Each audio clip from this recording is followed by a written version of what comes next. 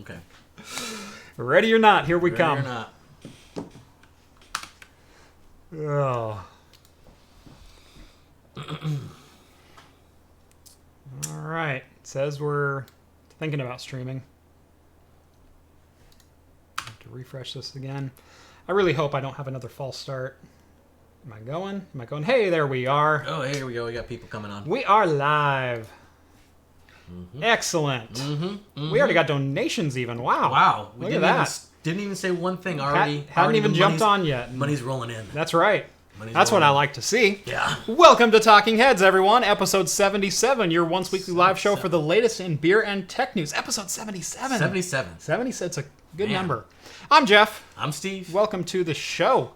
So if you're new to the show, what this is like I said, it's a weekly live show for the latest in beer and tech news. We will be drinking on the show. We do try to keep the show as family friendly as possible. Sometimes, especially later on in the night, it goes a little off it rails can sometimes. go a little bit blue, but we try to keep the topics family friendly, or at least talk about them in respectful ways. And we try to keep the swearing to an absolute minimum. We try to keep it so all your 5-year-olds are really interested in tech. That's right. Watch too. That's right. Yes. Yep. So, but that's the show. There's about 20 minutes of beer news up front. There's about an hour to an hour and 20 minutes of tech, and then we get into games, entertainment, and sometimes debates on Star Trek, which Steve and I already started.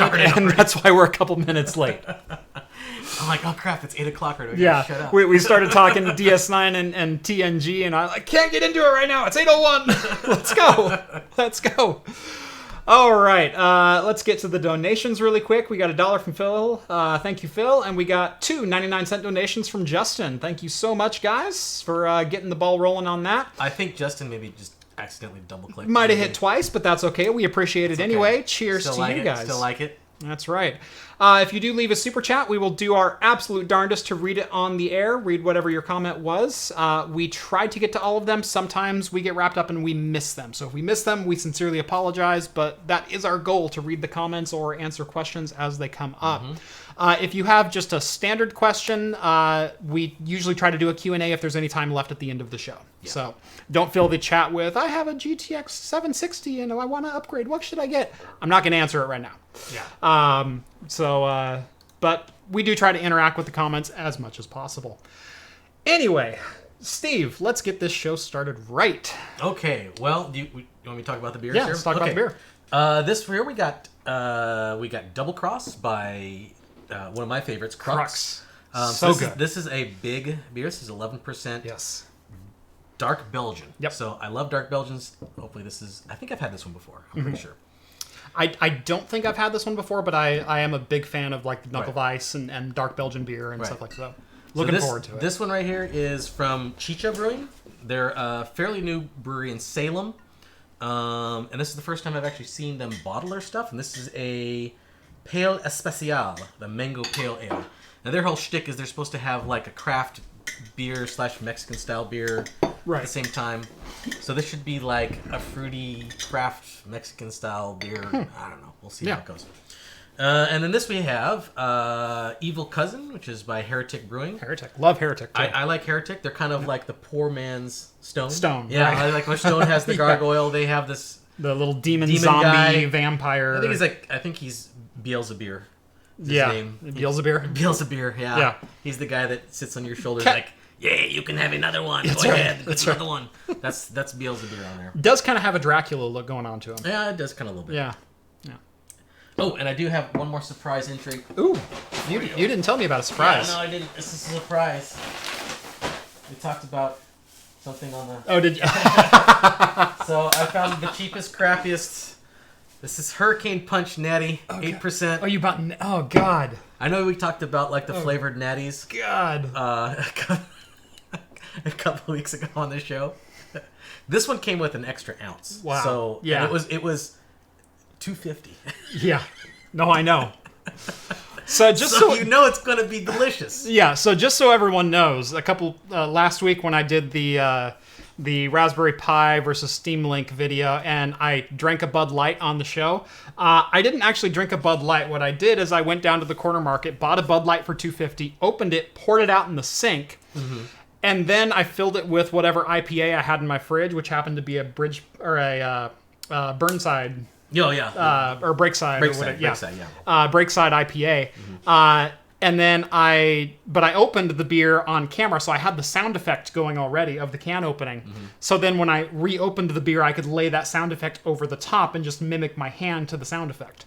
And it all worked beautifully on camera.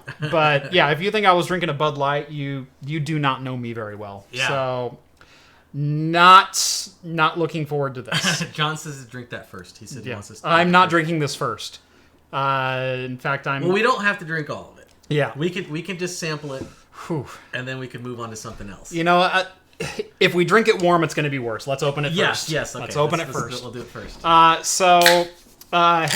Heavy, I believe, was the one who threw down this gauntlet. He wanted us to drink a malt beverage on the show, and he would donate $5. So Goodness, this is not. no. This is not good. Oh wow. Oh.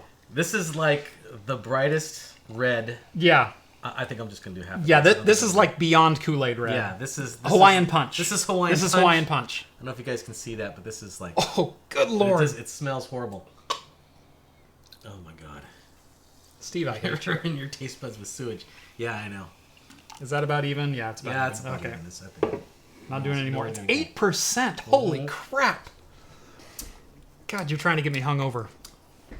You know, it's better than I thought. You know, it was gonna on be. second smell, it's a little sweeter than you mentioned Hawaiian Punch. Mm-hmm.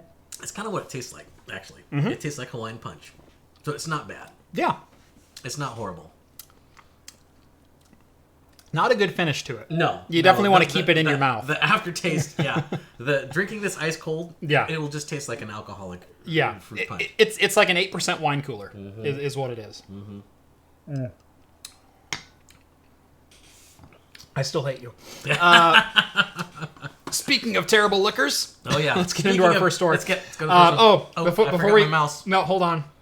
Before we get into it, there was a unfortunate death in the family this week. I have your mouse Oh, because mine died oh no! after 5 years of use. Wow. My Logitech G700 came to a rather unfortunate end this week. It fell on the floor while I was trying to get the USB cable plugged in to charge it, and the center button is now stuck in. Oh no! So when it can't be fixed. It broke the center button. the center button down. So now if the mouse is plugged in, it constantly brings up the little dot with the arrow to scroll your You have to page, scroll things and it up. just goes bop, bop, bop, bop. And so as you're moving the mouse, it just jumps randomly back and forth. So it between the two. thinks that the button 3 is constantly Yeah. down. And I loved this mouse. It has been my daily driver for 5 years. Are you And gonna get another Logitech? Or are you gonna I'm go- looking at them. They don't make the 700 anymore. And No. in fact, on eBay, these are selling for like $250 Really? if you want one. What's your second choice? Honestly, I like the 602, which is what I've been using for a while as a secondary mouse. I don't like that it doesn't have the unlockable scroll wheel, so I can't Yeah. like unlock it and go because That's the I thing I love totally that missed feature. about that thing. I totally missed about that thing. I love that feature, especially for like scrubbing timelines in Premiere and or Oh, yeah, it's you're great. you're surfing a forum and you need to Go find something. dollar to the Yep, bottom. Yeah. exactly. So I'm gonna miss that feature. I'm hoping to find another Logitech mouse with have that not, feature. I have not seen another mouse outside of Logitech that had that feature. Yeah, in it. I have this guy that I'm kind of using, the M705, which is not a great mouse. It's quite a bit smaller. I don't like the footprint, but it does have that unlockable scroll wheel to it, and that's why I'm using this right now. But So does that mean you're gonna Yeah. control the web pages? Or? no, so you're gonna have to four fingers Oh, okay. between the two. Okay. Four So fingers. so just swipe one way and swipe the other. All There you right, go. that's fine. So, all right. I guess I can handle that. Yep. Did it break the PCB? It did not, but I don't know that I can find a momentary switch to solder back in that'll fit on this mouse. It's a pretty unique shape on that. Maybe we can have someone on Yeah. 3D print it for you. Yeah, G502 has an unlockable scroll wheel. I also like the 4 buttons on the side, and I think the G502 was only a 2-button mouse on the side. So, I mean, this one fit like my every need. It was adjustable DPI up here. It had the unlock scroll wheel. It was a laser mouse. The battery lasts for frickin' ever. It's wired and wireless. It's perfect. I love this mouse. So, died. Yeah, and it died. I'm so upset. Speaking of terrible alcohol, take it away. There we go. First story, beer story.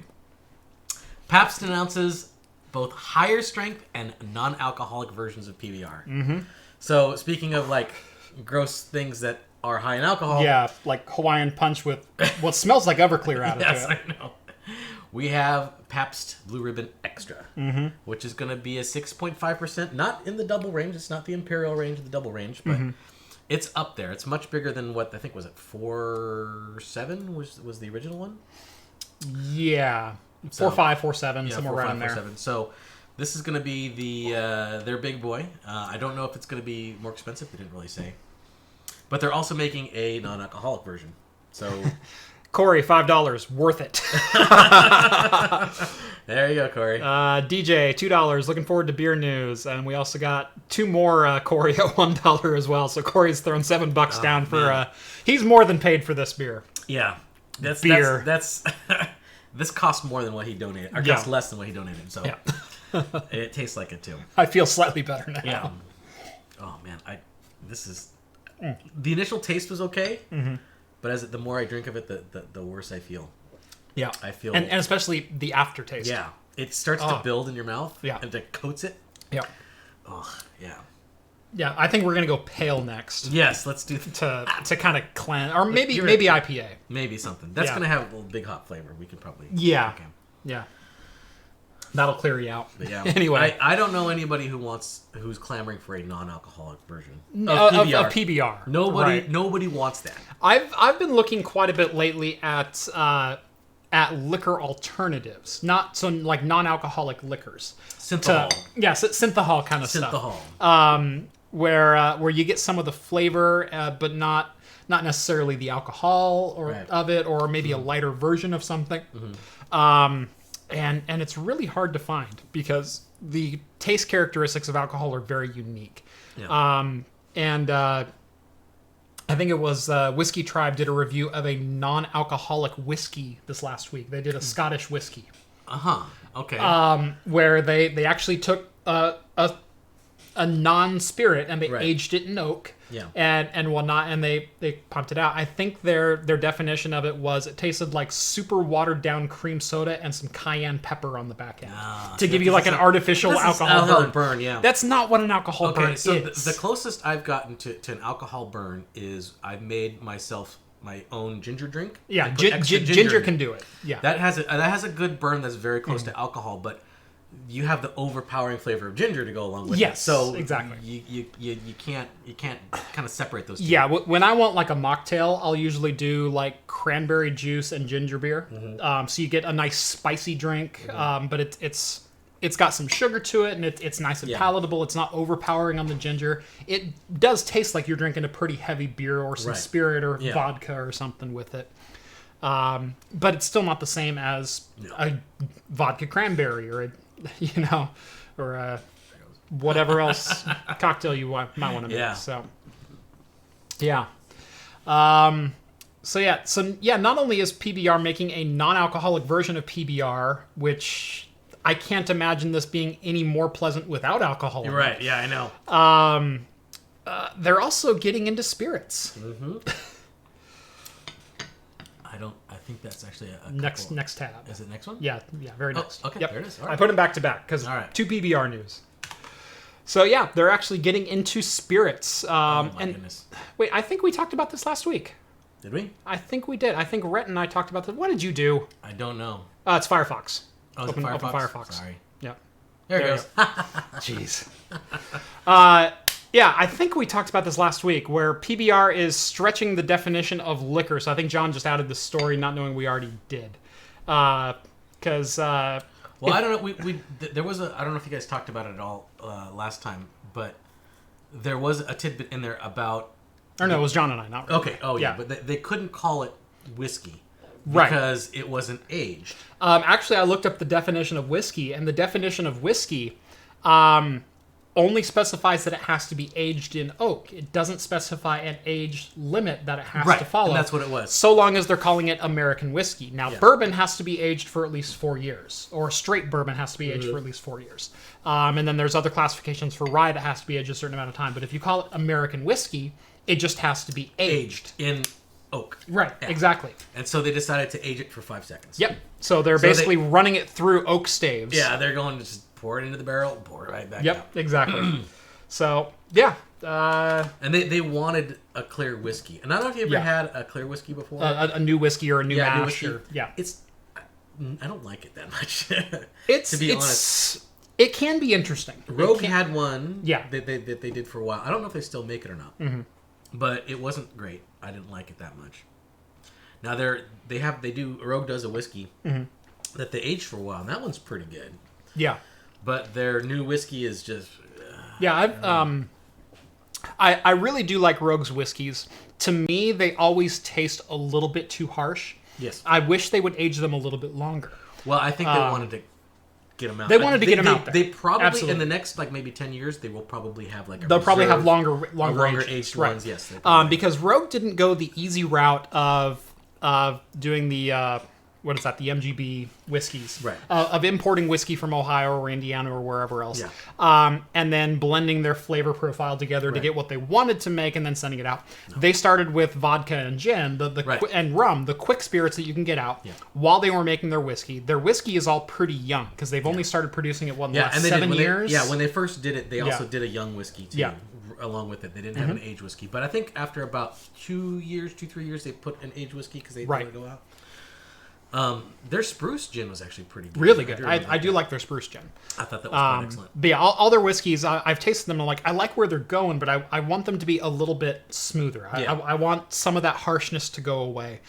Even their stouted whiskey, which was a fairly expensive bottle. Almost all of their distilled spirits are pretty expensive. Yeah. Back at the PBR whiskey, I don't know how much this is going to be. I don't know when it's supposed to come out, but I'll look for it. I'm going to look for it when it comes out. I'm willing to try it. Yeah. If the idea is that it's going to be a cheap whiskey that you can enjoy, because they're saying that it's not really for drinking straight. It's like you can have shots of it, right? But it's like good with mixing. So right. So if they're going to keep with the here's some just cheap liquor, here's a cheap whiskey. But I got to say, if they're saying it's going to be a cheap liquor or a cheap whiskey, I've got some cheap whiskeys out there that are very, very competitive as far as mixing and even drinking straight. The Evan Williams Bottled and Bond. Yeah. It's 100 proof whiskey. It's $13 for a fifth or something like that. It's actually really fantastic. Yeah, it's for hard. That price point. It's gonna be hard to beat. I think initially this is gonna be a novelty thing because it's gonna be PBR whiskey. Yes. People are gonna buy it because of that. And it'll probably be a fair price point. But I've said Seagram 7's on the show a number of times where it's a fantastic whiskey for a handle for like $18. Yeah, that's really good. So there's some competitive options out there. So I'm really curious to see where this lines up. If it comes out at $22, I'm sorry, you're going to lose every day. Like you said, the $12, $13 price point, that's fine. I can deal with that. If they can get it $10, $12, $14 somewhere right in that price point, definitely worth a try at the very least. Yeah. Any more than that? No, not for a young whiskey. All right. Couple of brewery handovers, shall we say. Okay, you want to do the... Okay, we'll do this one first. Yeah, we'll do Stone first.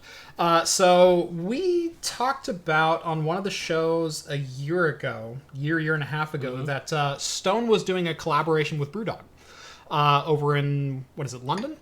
No, Berlin. Berlin. Excuse me, Berlin. Doing a collaboration with Brewdog where they were sending them mash recipes and they were brewing Stone beer in Brewdog's facility, and Stone was doing the same thing back over here.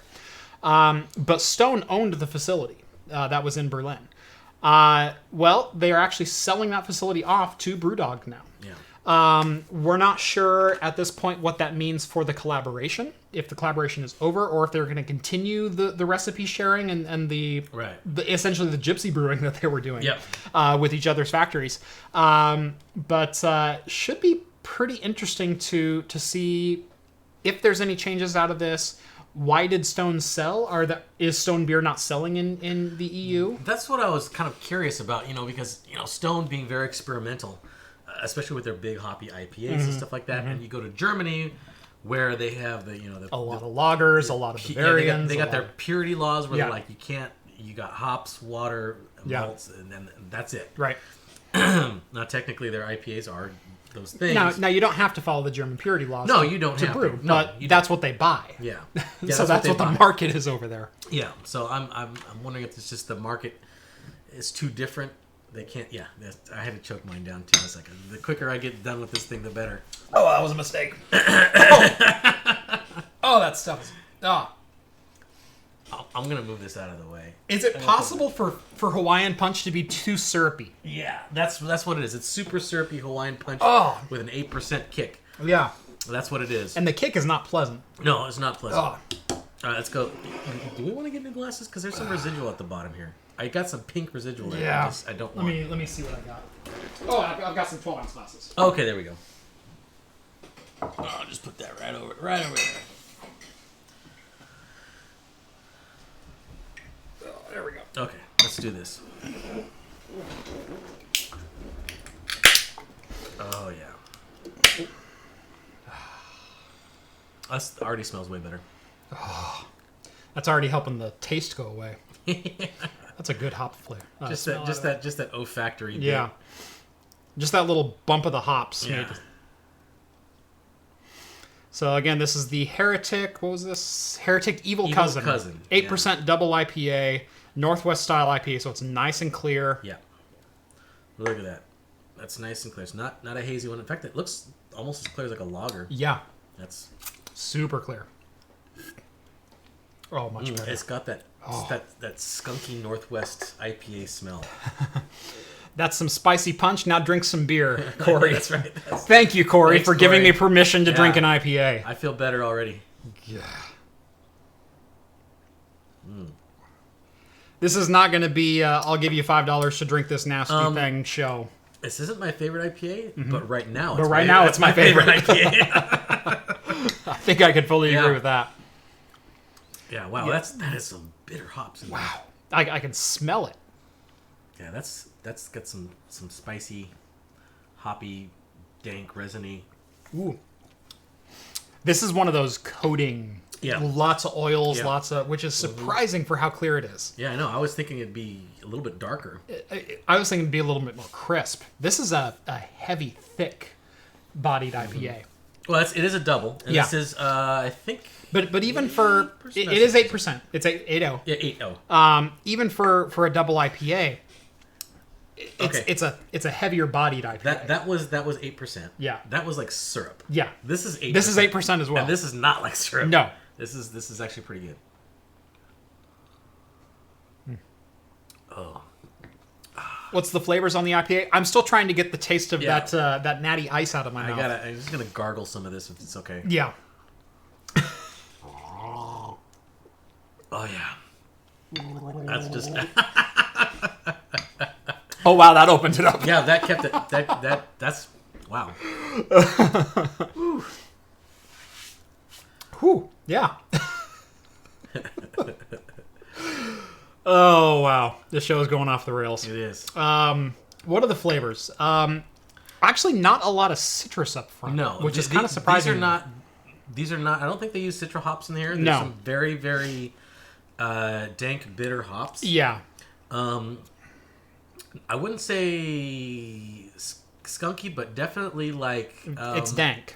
Yeah, biting into a bud of something, or like, I don't know if you ever ate hops or ate weed or whatever, or cracked them and smelled them. Yeah, something like that. That's if you don't live near hop farms, you've never been able to experience that. We do, but or even just driving by them in the fall. God, I love my drive home. I want to say August, September. It's amazing.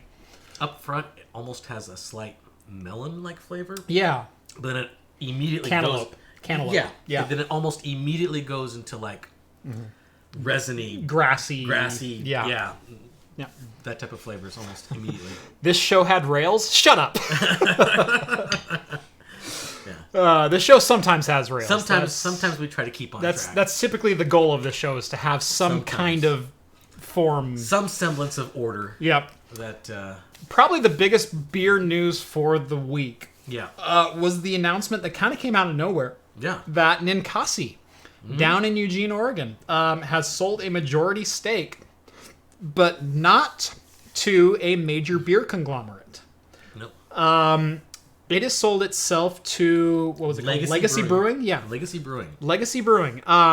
What this is it's an upstart. They're like a venture capitalist, but they're venture capitalists with craft beer. Correct. They're like going. They're trying to compete with the big InBevs by gathering a bunch of craft beer companies and helping them Right. So their think products. of this as kind of what InBev was doing with purchasing the recipe for Blue Moon and brewing Blue Moon themselves, or Miller Coors buying up craft brews or things like that. Basically, what they're offering these craft breweries is, look, we have a national or global distribution network. We've got all the equipment. We've got facilities. We've got breweries. We've got everything else. Why don't you come on board the InBev family and we can distribute your beer nationally? But we're going to have a say in what your product is, or we're going to let you do your own thing, but we need you to brew us 7 standards, Right. or whatever, whatever the agreements are. That's typically what a takeover from big beer is with a craft brewery. What this is it's a startup company, venture capitalists looking to buy craft breweries and do the same thing, but allow them to run autonomously within their network. Right. So they'll have bigger distributions, better resources. Oh. That's not my car. No, I don't think so. Better resources, more access to grains, hops, malts, etc. Better distribution, better marketing, national distribution, but still allowing them to remain as a craft brewer. So basically what they're trying to do is form a large beverage company that is made of independent craft breweries. Now, they're going to own a majority stake in those craft breweries, and they will have some decision-making within them, but they're trying to allow them to run themselves. Autonomously. Because they're already successful. Yeah, because Ninkasi is, I don't know, I've seen them when I've traveled before. I've seen Ninkasi out on the West Coast and stuff like that, so I know that they get some distribution out there. Yeah. So I don't know if this is supposed to go international or what they're going to do with it. Yeah. But well, Ninkasi's the third biggest brewer in Oregon, and that's saying something because Oregon has a lot of really big brewers. Think Deschutes, think Widmer, think Rogue, Hop Valley. I think you nailed the big. Deschutes, Widmer, and Rogue are the big are the three big. Yeah. So they're the third biggest brewery in Oregon, and I've seen them traveling. I think I've definitely seen Ninkasi on store shelves in Vegas. I've seen them in I think I saw them in Texas when I was there. Oh, really? But not much beyond that, and it was like a total domination. It was one of their standard IPAs. It wasn't anything special. I saw them in Florida. Yeah, I saw them once when they got that far. But what they're trying to do, like I said, is they're trying to compete with InBev and Miller Coors and all these other large conglomerate beer companies with craft beer. But they're trying to do it in the spirit of being craft beer still. Yeah. So some people are going to poo-poo it. Some people are going to say, oh, Ninkasi sold out, or Ninkasi did this, or I won't drink Ninkasi anymore. I'll still drink it. I'll still drink it because you know what? Number one, it's still a local company. It's still going into local taxes, local everything else. Well, they're also, I don't know if you ever had their ground control. Yes. Which is the beer that was in space. I think it was the yeast was in space, so they made a beer from the yeast that was in space. I think John and I had that on this show. Yeah. I think so. Yeah. So they do some pretty creative stuff. Yeah. And it was a good beer. I thought it was pretty tasty. Absolutely. So they're still kind of cutting edge. I'd like to see them do more experimental stuff. Absolutely. But we'll see if this allows them to do more. Yep. Because they're going to have a little more money to play with. Well, I think that was it for beer news. There's someone saying it's not a fair deal when they take over the breweries and they start killing their creativity. Absolutely. And I fully agree with that. I don't think that the goal of legacy brewing is to kill creativity or just say, give us your 5 best beers and we'll distribute them nationally. I think they still want that creativity because that creativity is what makes a craft brewery a craft brewer. And being able to experiment and come up with new flavor combinations. And sometimes they'll sell and sometimes they won't. But getting them on store shelves in Colorado and North Dakota, New York, getting their product out their product out there and getting it sold and getting it recognized and giving people an option other than the standard nationally distributed beers is going to bring competition. So kind of an interesting time. I'm really curious to see where this goes. Any opinion on Two Flowers IPA? I don't know if I've had Two Flowers. I don't think I've had. It's not one that I recognize. Let me go look on my Untapped. Yeah. I'll tell you, because I don't know if you guys know what Untapped is. Your beer drinkers out there, you should probably know what Untapped is. Yes. It's basically Facebook for beer drinkers. Yeah. So you get your friends and you check in your beers and you can comment on those beers. It's more like Instagram for beer drinkers. Yeah, kind of. Instagram or Twitter. Yeah. Yeah, it's short posts. Basically, you check in your beer, where you're drinking it. You can take a picture. You can rate the beer out of 5 caps. And you can compare your rating to other people's ratings, get tasting notes, that kind of thing. Yeah, I think he's talking about Two Flowers from Correlation. Right? Correlation? Probably. I haven't had that one. Heavy. We didn't drink a Smirnoff, but we did drink a pull It was a Natty Ice Fruit Punch. Natty Ice Fruit Punch, 8%. Yeah. There we go. So, Natty Rush. yes, we already drank it. We already had some. I've had as much of it as I'm going to have. Yeah. How's that?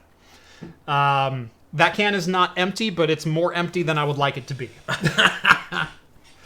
Without me dumping it out. I might polish it off after the show. We'll see. I can't. We got time. I can't in good conscience just let it go down the drain. Right.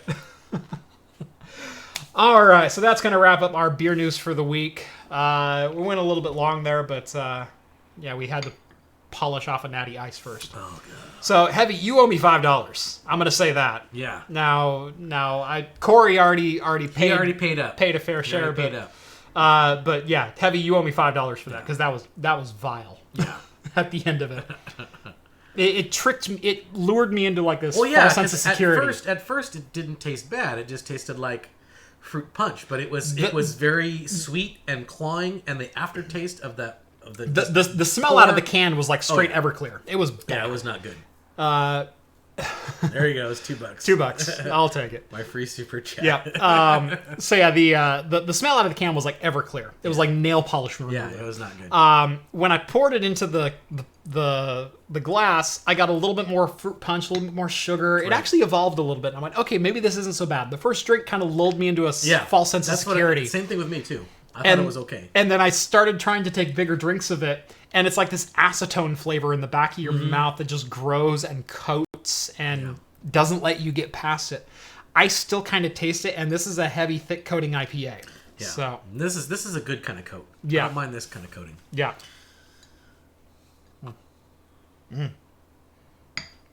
Yeah, definitely not my favorite IPA. No. It's not as complex as I like them to be. But juxtaposition from that to this is the best IPA I've ever had. Yeah, this is like really good. Totally. All right. Let's move on to some tech news for the week. Let's jump straight into AMD. So at this point, we are pretty much assured that Zen 2 and possibly Navi are coming out in July. The reason we know that is Lisa Su is going to be giving her very first Computex presentation this year in May at Computex. She's never done a keynote announcement there. So the fact that she's going there, Heavy, $3, the rest, man of my word. Thank you, Heavy. You are forgiven. How's that? Lisa Su herself is going to be delivering this. And typically when a CEO comes and gives an announcement at Computex, it's a large announcement. We all know that Zen 2 was launching late Q2, early Q3, which puts it at a June/July release, probably a late May announcement. That's where we're at. We also know that Navi is coming this year, 7nm GPU that is not Vega-based. Sorry, Radeon 7 fans. But Navi 7nm GPUs and what's rumored to be a Navi 3, Navi 5, and Navi 7 coming out. Well, we found out now that AMD, about a week ago, placed we'll call it a very aggressive order with TSMC to ramp up 7nm production. Basically, AMD approached TSMC, which is the only 7nm fab that's operational right now, and said, how much space do you have in the next 2 months? We're taking it. And they said, well, we have this. And they said, okay, we'll take it. Yeah. All of it. And in fact, if you want to kick someone off. We'll pay a little extra and we'll take their space too. Yeah. So TSMC is running at 100% capacity, generating 7nm fabs for AMD right now. Why is that a big deal? Well, number one, there shouldn't be a supply issue on launch. Well, maybe they're expecting one. to be. Maybe they're expecting a supply issue and they're trying to still counter it. The other reason is we also know Apple is going to be ramping up 7nm production this year, probably releasing new phones. Right. Well, it could fabs. also just be that they're going to try to corner the market for a while, too. Right. Because if they're taking up all the manufacturing time, they're going to be the only one in the game for a certain amount of time. And even if the supply is high and the demand is low, they're still going to be the only one on the market with it. Correct. So it's going to be... Right. The other player wanting to get in on 7nm fabs is nVidia. And taking away fabs from nVidia and not allowing them to process on 7nm is going to keep AMD kind of that one chip ahead of nVidia. If Navi can pass them, Navi needs to be competitive. It needs to land, and it needs to land the way Ryzen did when it launched.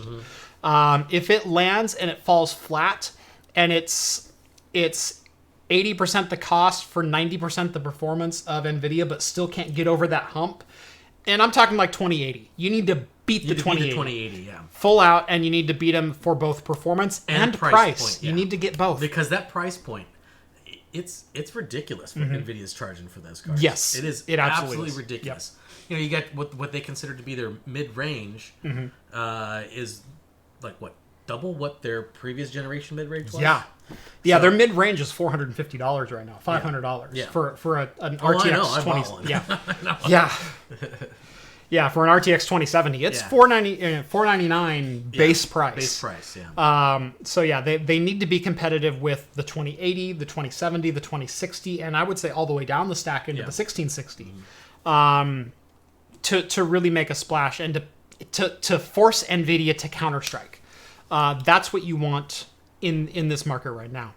As far as Zen 2 goes, the numbers that we've been hearing are very, very, very positive as far as the memory controller no longer being, the CCX fabric and Infinity fabric no longer being 100% dependent on the speed of your memory.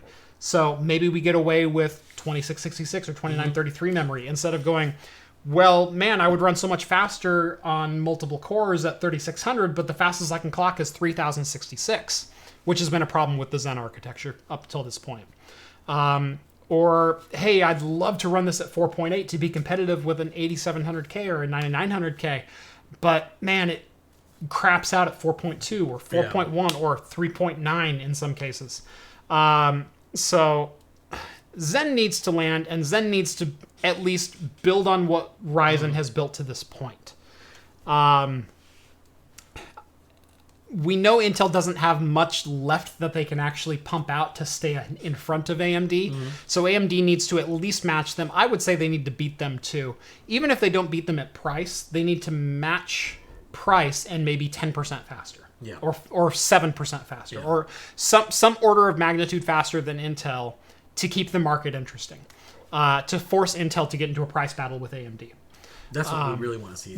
We want to see competition, because competition always breeds the market to go down. Correct. It breeds innovation, and it drives down prices. It does both things that are pro-consumer, that are good for you and me. We like that. Regardless of who wins, it's good. Yeah. I know everybody likes to fight about who's better, the AMD or NVIDIA, that type of stuff, but that's good. Right. I mean, as maddening as some of these arguments are, and some of them are petty, most of the time it's just fun banter. Now, the first two computers that I built myself from scratch were AMD, because AMD was the better product at the time. Yeah. My very first two computers that I built from retail, that I went on to CompUSA or went to their Tiger Direct or whoever. I only built one AMD. Yeah. I had a K62 475, and I did an Athlon XP1000. I think I did an Athlon 2. Yeah. I can't remember what it was. It's been a couple of years. Yeah. But those are the two chips that I built, and when I bought those chips, they were the best thing that you could buy. Oh yeah. No, so, I did that. I also did that with the Radeon card way back in the day too, because at the time that Radeon card was the best card you can buy. Yep. For the price point. I always look at price to performance. Like I didn't always get the top of the line because sometimes it was too much for the price point.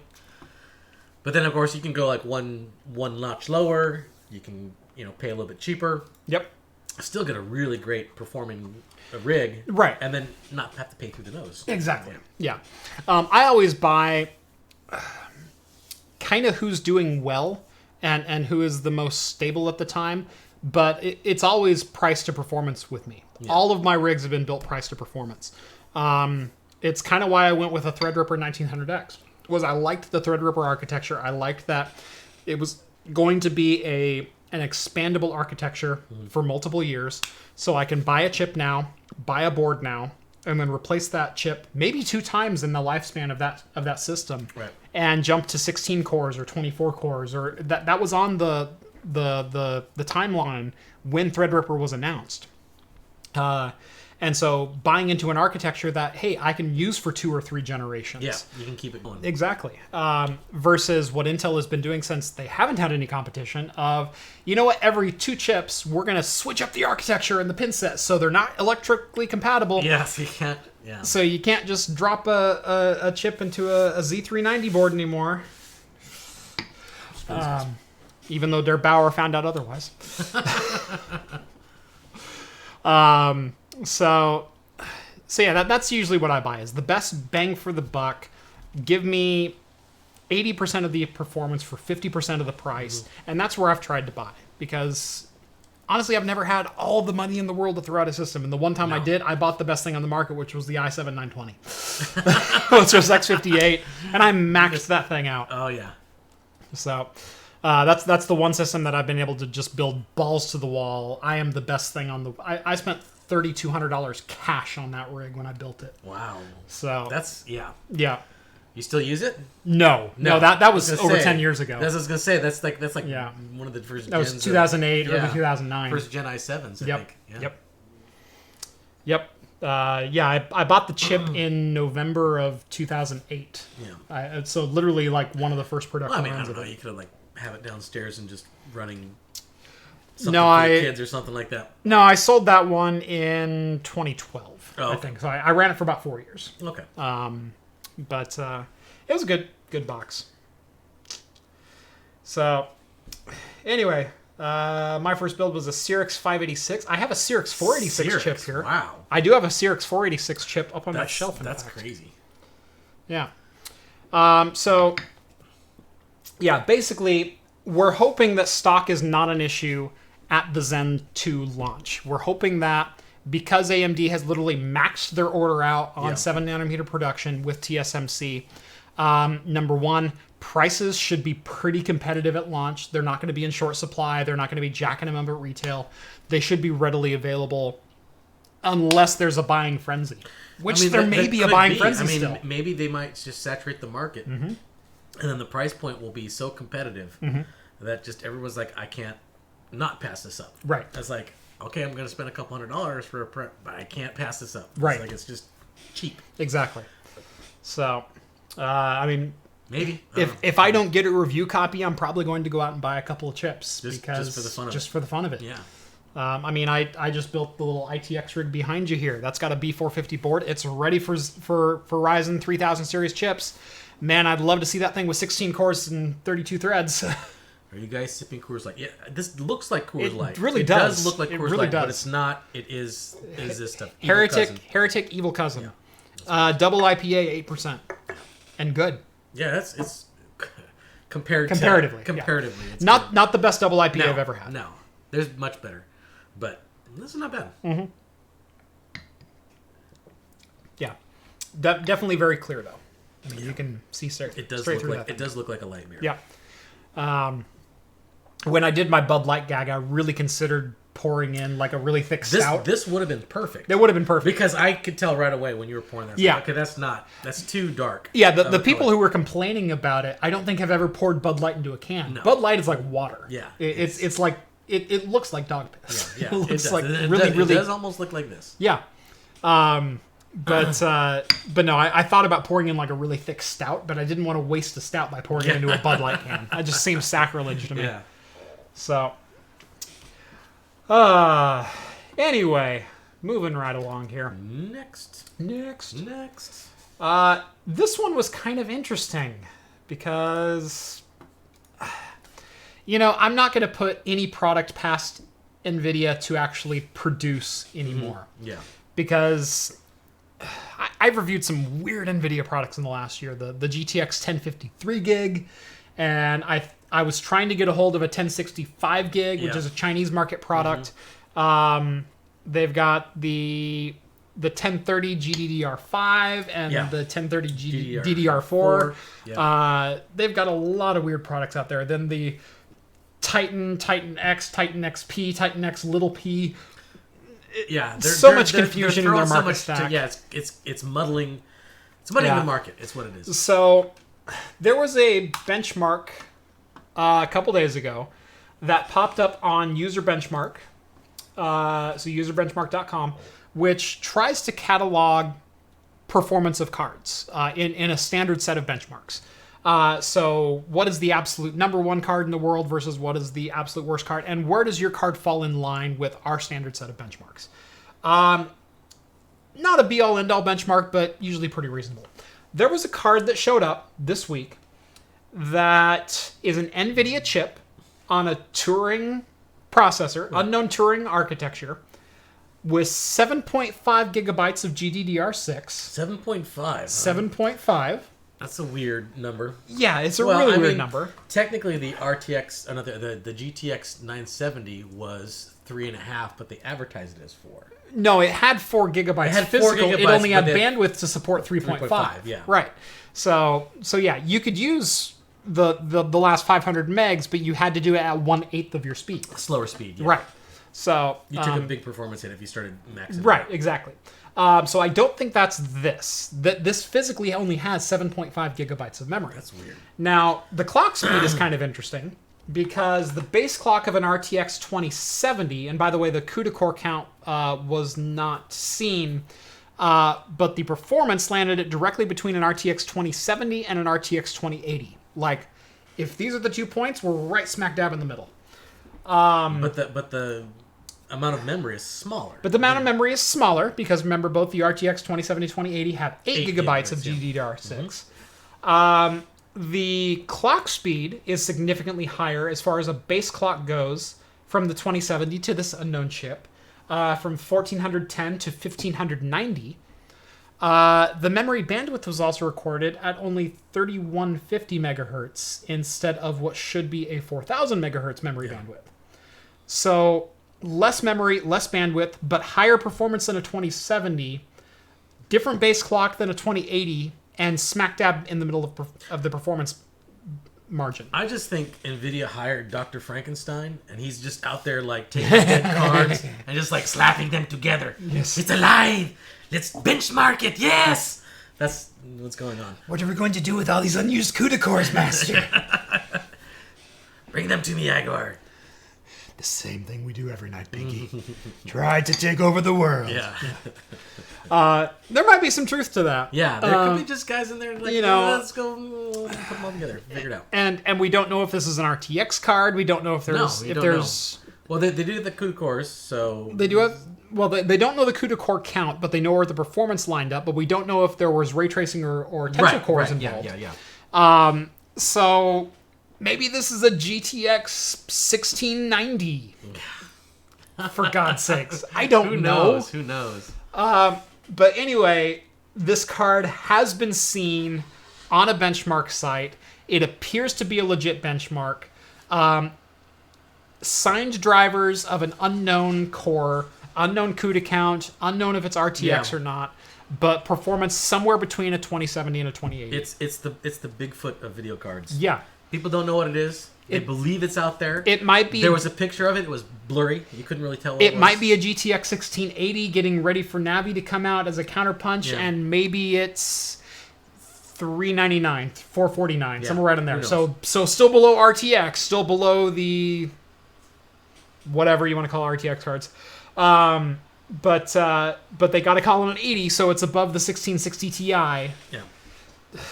I don't even know what to do in NVIDIA anymore as far as naming conventions and how many cards and SKUs they have. It's gone completely off the rails. It has. It has. I thought when they started going to RTX, they're going to go to some normalcy, and it doesn't look like it's going to. We'll call it a 1660. Well, why? Yeah. Well, it's above a 1060, but it's below a 2060. Well, that'd be a 1500. No, 1600. 1600. No, we like 6 better. Yeah. It's our lucky number. And it's got 6 gigs of GDDR6. Yeah. Except for the... Yeah. Just weird. Just weird. So yeah, lower memory bandwidth, lower memory amount, higher clock speeds, lower performance than a 2080, but higher than a 2070. This looks like the 1053 gig all over again, where it's cut down memory bandwidth and whatnot. It'll compete above the card. It's priced below in some metrics, unless it's memory dependent. Then it'll clock below it. Well, what were they clocking it? What kind of? They weren't using any real world. Or it had a 1590 base clock. That's all they know. Okay. They don't know. They don't know where it actually overclocked to, or GPU boost. All right. The 2070 GPU boost in the 2100 megahertz range. Okay. So, don't know. All right. How you? You're way behind. No, I'm way behind. I've been talking too much. Yeah. I'm gonna close my window. Yeah, we got neighbors tuning their car right now. There's a diesel tow truck parked outside.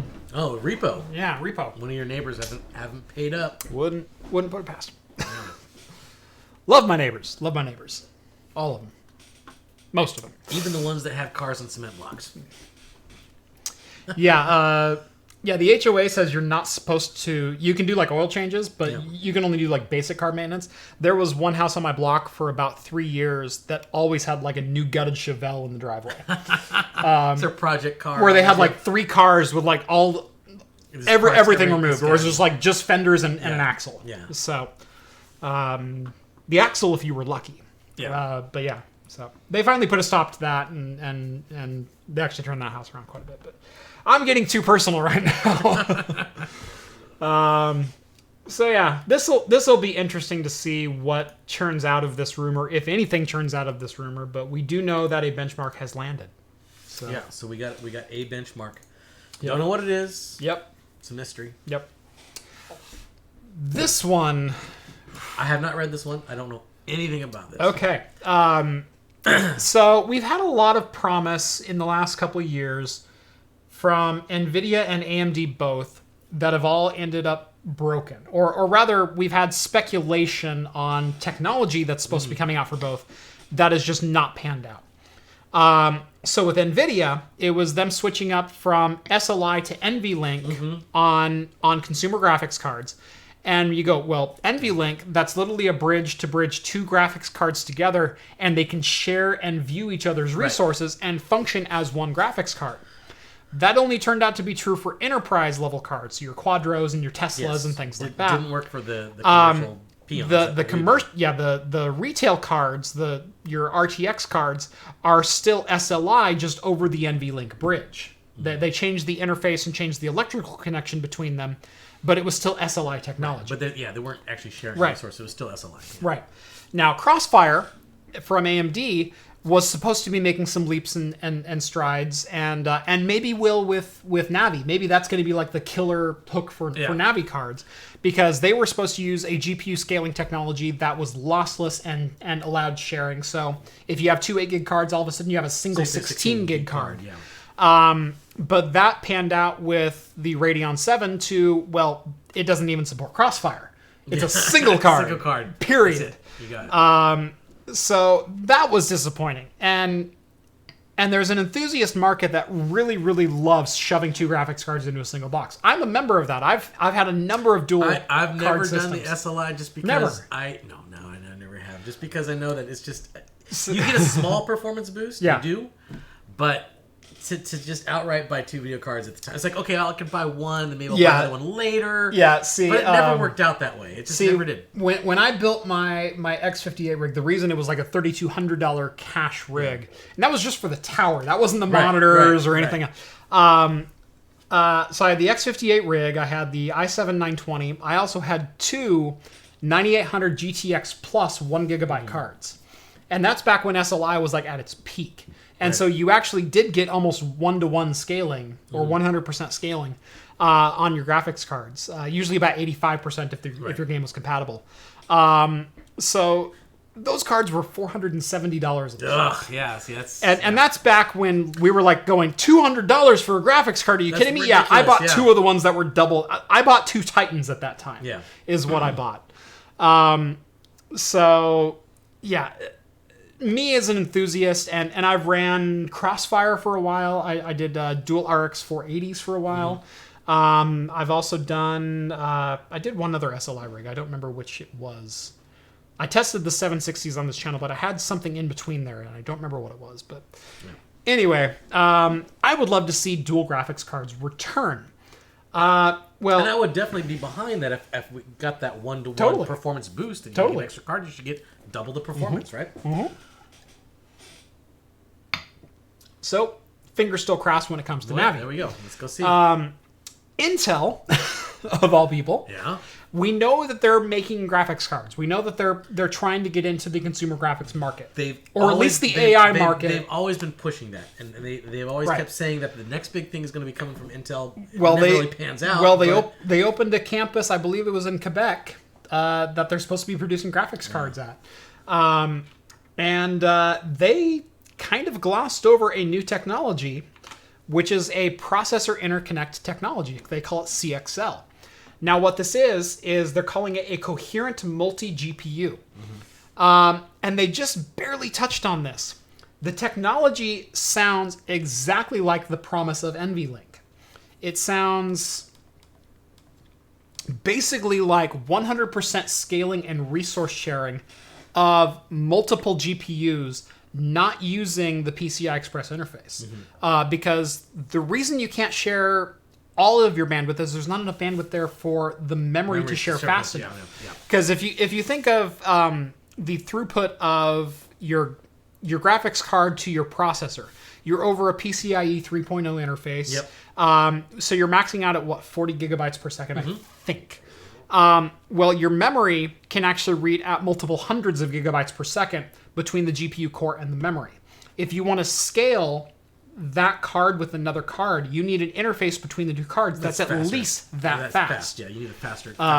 Because I think the current GDDR6 cards, I think they read at something like, I want to say 10 or 12, or it was like 100 or 120 gigabytes per second. I think I'm kind of spitballing off the top of my head. Someone in chat might know. Yeah, someone in chat may know a little bit the numbers off the top of their head.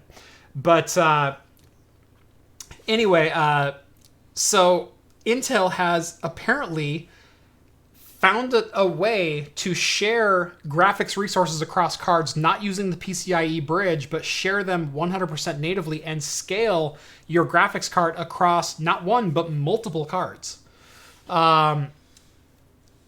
And if that's Intel's strategy, that could also be... That could be huge, too. Hugely game-changing. It's still... I'm going to believe it when I see it. Yes. Because this is like... This is all speculation type stuff, obviously. It's like those... you see those articles in, like, Facebook. It's like, oh, some crazy doctor in some country you barely heard of found a cure for cancer. This is great news. Then you never hear about it again. Because it's fake. Well, it ended up being true, but it was one doctor in one country with one very specific form of cancer that only 1 in 1 million cancer patients end up with. And he goes, oh yeah, she's in complete remission, so we're going to call it cured. Yeah. So yeah, I mean the article obviously goes way more in depth. So there could be some volition to this rumor, but who knows? We'll see. Trying to get through this. If you have any other thoughts. On the beer or on Intel? I was like, I'm gonna actually take another sip of this because you gotta listen to my reasoning for this. Okay, now that it's warmed up, you might. No. I know it's gonna be garbage. It's gonna be garbage. Whatever beer we have next, because this wasn't the best double IPA I've ever had. No. But the first sip tasted really good. It was way better than whatever we have next. If I drink some of this, it's gonna taste really good too. So, you drink some garbage and then you drink something that may or may not be garbage. You're going the wrong direction, though. No. You start with the good stuff and you get cheaper as you go because you don't taste as much the further in you get. I don't know. This worked the first time, so I'm going to try it again. It worked with the IPA. Oh, man. Okay. GTS 450s. You know why that card pissed me off? The GTS 450 in particular? was the GTS 450 was faster than the GTX 90 or the 9800 GTX Plus. The GTS 450 also came out, I believe it was for $179, and it was SLI capable, and it came out with faster memory bandwidth. So, and it was only like, no, I think it was the GTS 250 that came out later, because the GTX 260, which was the first GTX card, came out. And it only came out about 8 months after I bought both of my cards, and it was cheaper and faster by a large margin. That's right. Those are the ones that came out right after the 90... the 9800 series, Yeah, the 9800, you had the 9800 GT, you had the GTX, and you had the GTX Plus. And the GTX Plus had more CUDA cores and had a couple extra things to it as well. It had faster memory bandwidth, double the memory, so you went from 512 to 1 gig, and yada, yada, yada. I bought that card like at the peak, but it was late in its life. Less than 8 months later, the GTX 260 came out, and then the 280, and then the 290 came out. And but then the GTS 250 came out, and it was still faster than the 9800s were, with the same amount of memory, and it was SLI capable, and I think it was $179 for that card. It was cheap. Those cards pissed me off. Well, I mean, but those cards were actually a forward leap in performance. Like a big forward leap in performance. I do remember that. Because I remember the 8800s to the 9800s wasn't a huge performance It was 7 to 10%. Yeah, it wasn't huge. But when they... And I kind of understand why NVIDIA did that and totally renamed the card. They started over. They started with the 200 instead of going... Right. That was a huge performance. 10,800. Yeah, it was a huge performance boost. Almost there. Almost there. Okay. I mean, if you need some help, I'm more than willing to help you out. Okay. All right. What do you want to go? You want to go mango, or you want to go the dark Belgian? Ooh. I don't know that we're gonna get through both of them. Well, we might want to split this one. Just not drink both of them ourselves. That's gonna be hard. That's at 11%. Yeah, this is not gonna be. We might want to split one of these. Yeah, this is the Crux Double Cross Dark Belgian Style Ale. It's an 11%. Vibrant reddish black hue, substantial body, and pleasant headiness give the Dark Belgian Style Ale an alluring impression.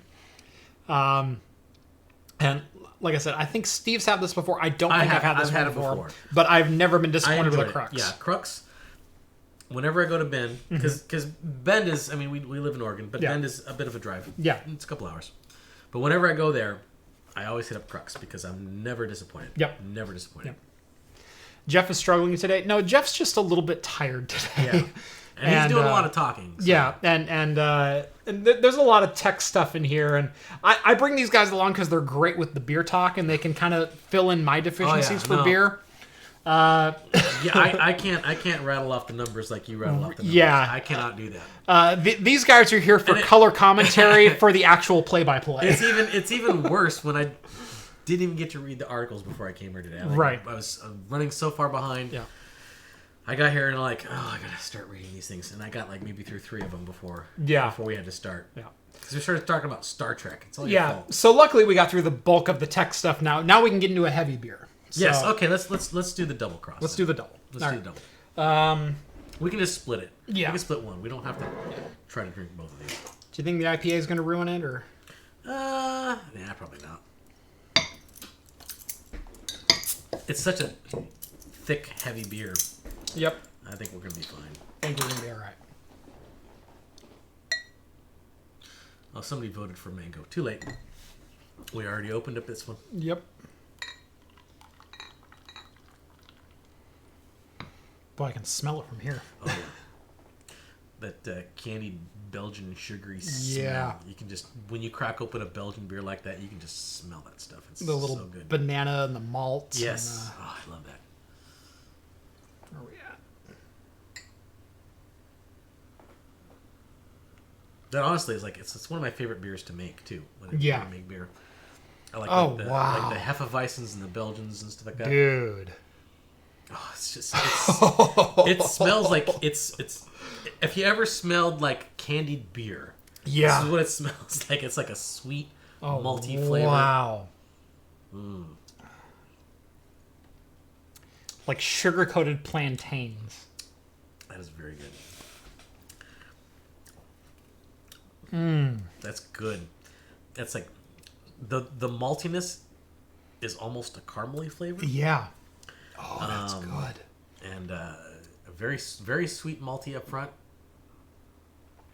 Very sweet, but not syrupy. No, at not syrupy. All. And almost no hop flavor. Yeah. Very malty. Like you said, almost kind of a caramel, but it's a real rich flavor. Yeah. Whew. Oh, this is good.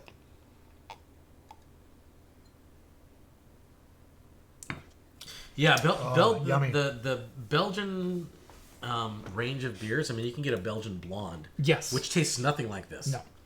But if you get like a heavy or like a Tribel or a Dubel, they kind of have a certain flavor profile. I've got a quad down in the fridge too. Yeah, and quads. Yeah. Those are the ones that are good. Yeah. There's like Belgian pales and there's Belgian other things, but yeah, if you get a quad or a Dubel or something like that, or Chimay, just by Chimay. Yeah. If you want to get a good Belgian beer, just get one of those. Those are good. Yep. All right. So China. Well, those guys. Those guys over there. Those guys over there. They are considering banning crypto mining, making it illegal to farm crypto. The reason being is the Chinese government now sees it as a gross waste of electricity. Yeah, well, it pretty much is right now. Yes. Yeah. So crypto mining takes almost 1% of the worldwide power grid today. Not at its peak where it took like 2.5%, but today it still consumes 1% of all power we generate from any source, which is really crazy. Now, as noted by the subtitle here, Bitcoin, which is the most traded and most valuable cryptocurrency, is at $5,200 today, which is the most valuable it's been in 4 months. But remember when it peaked at 19,500. Yes, I know. And remember when we talked about, was it last week or 2 weeks ago, that, 95% of cryptocurrency transactions wound up to be fake or inflated? Yeah, they were used to inflate the market, because there's no regulation on it. So right. Just like, let's go manipulate the market to inflate the value. Exactly. So the reason China is considering doing this is China now has some very, very strict pollution laws as far as what your CO2 emissions can be. Remember Shenzhen and Hong Kong and a couple other areas, they used to be just disgusting with air pollution. Oh yeah, I mean they're like staying there for a month was like the equivalent of smoking for 2 years. Right, it's like LA on steroids. Yeah, it was really bad. And LA, for its credit, has gotten way better in recent years as well. I mean, you still can't see the mountains when you go there unless it rains. But. Yeah. Well, that's just from the fires, not from the pollution anymore. No, it is. I mean, I've been there several times. Yeah. Unless it doesn't rain, you can't see the mountains. Mm-hmm. Well, sometimes you can in the morning, but it's been a while since I've been there. Not like here, where on a good day I can see like 5 mountain peaks. Yeah, I know. Yeah. It's like you can always see Mount Hood. Yeah. It's like even when it's like overcast, cloudy, and rainy, it's like, oh, there's Mount Hood, I can see it. Sometimes you can't, but we're still 90 miles from Mount Hood. Yeah. And I can see Mount Hood almost every single day. Like on a good day, you can see Mount St. Helens and Jefferson. We can see St. Helens. We can see Rainier. We can see Bachelor. We can see the Three Sisters. Mm-hmm. We can see... there's another Jefferson. one. Jefferson. Thank you. Jefferson. You already said it. So yeah, we can see like all of the major mountains that are in this area. And the Cascades, yeah. Yeah. And pretty clearly, I might add. That might be great to get a good panoramic shot from like my rooftop one day. Yeah. Because from my rooftop, I can see like all 9 of the mountain peaks that are around us if it's a clear day. Anyway, that's neither here nor there. Anyway, the reason that China is thinking about banning this is because they're producing too much electricity to dump into the crypto mining. And if there's not going to be an economic return for the country, they don't want to allow it. They don't want to do it, yeah. Right. It's like, what's the point? And so right now they're going, guys, the fad is over. You're wasting hundreds of thousands of kilowatts of electricity mining something that you will see no return on.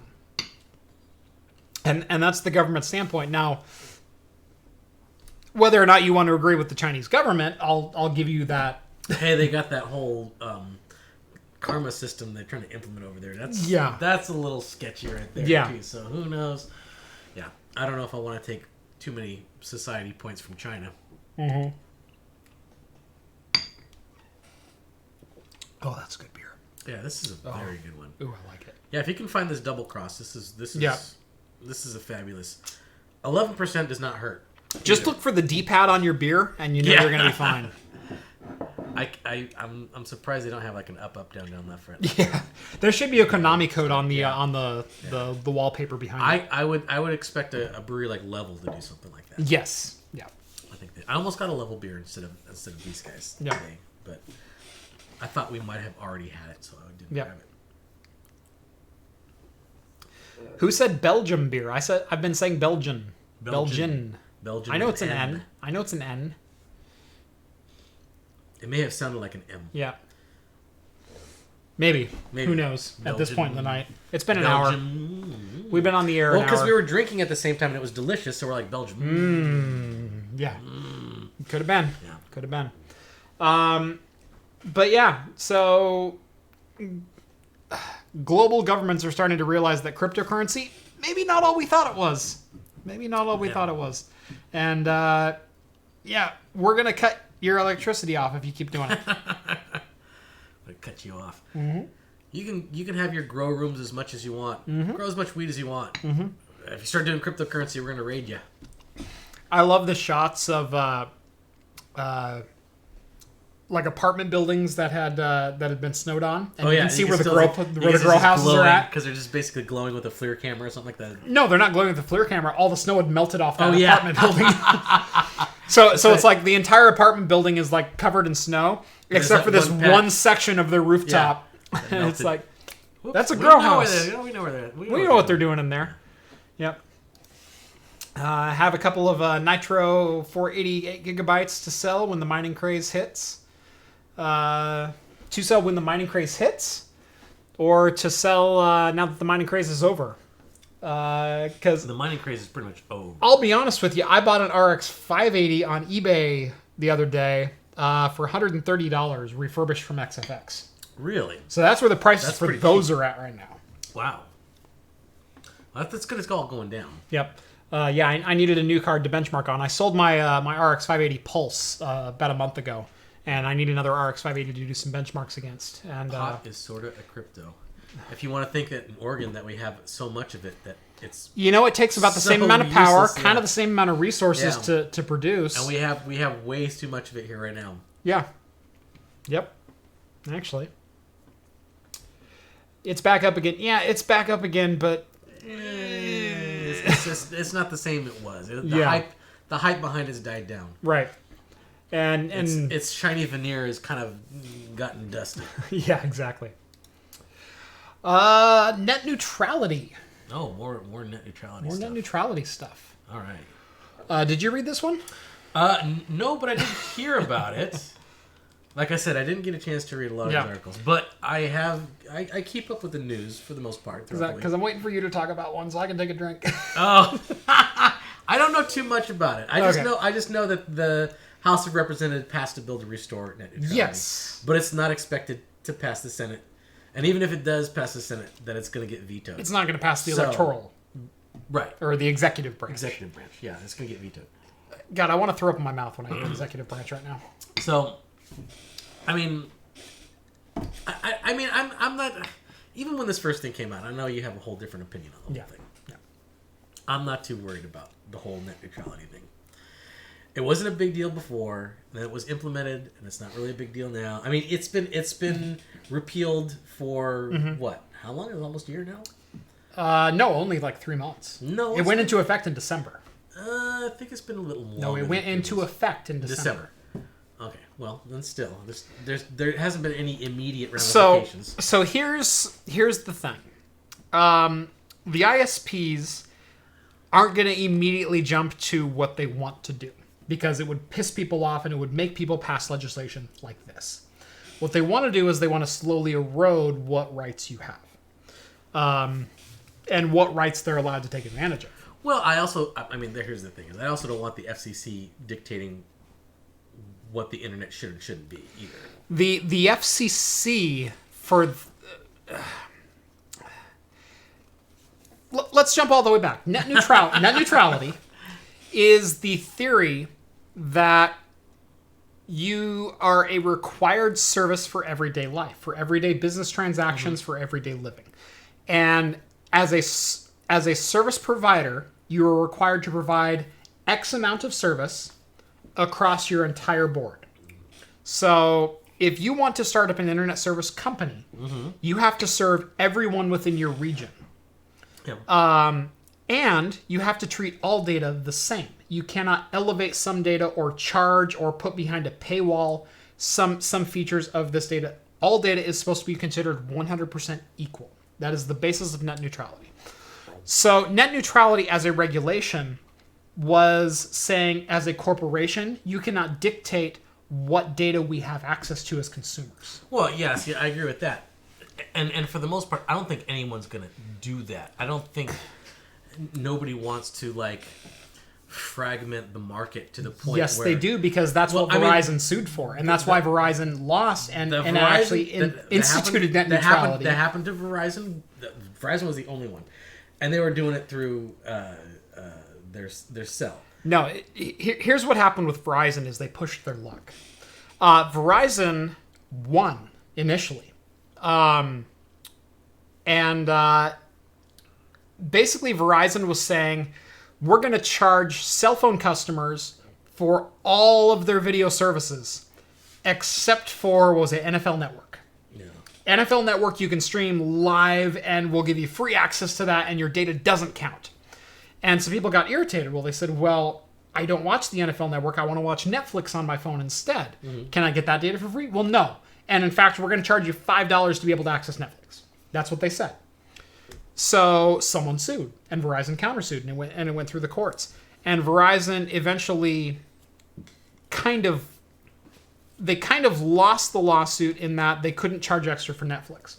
But then Verizon countersued and said, well, we want the right to be able to charge. So wait, that prompted the FCC to institute the original net neutrality regulations that said you cannot treat data differently. You know how most court cases work. If there's a precedent set and that a lawyer can relate back to that precedent, that's going to scare off like 90% of ISPs from doing that again. The thing is, they got the right to say, no, you can have the NFL Network for free. You can serve the NFL Network, and if you have your own private contract and your own private services, you can serve that for free.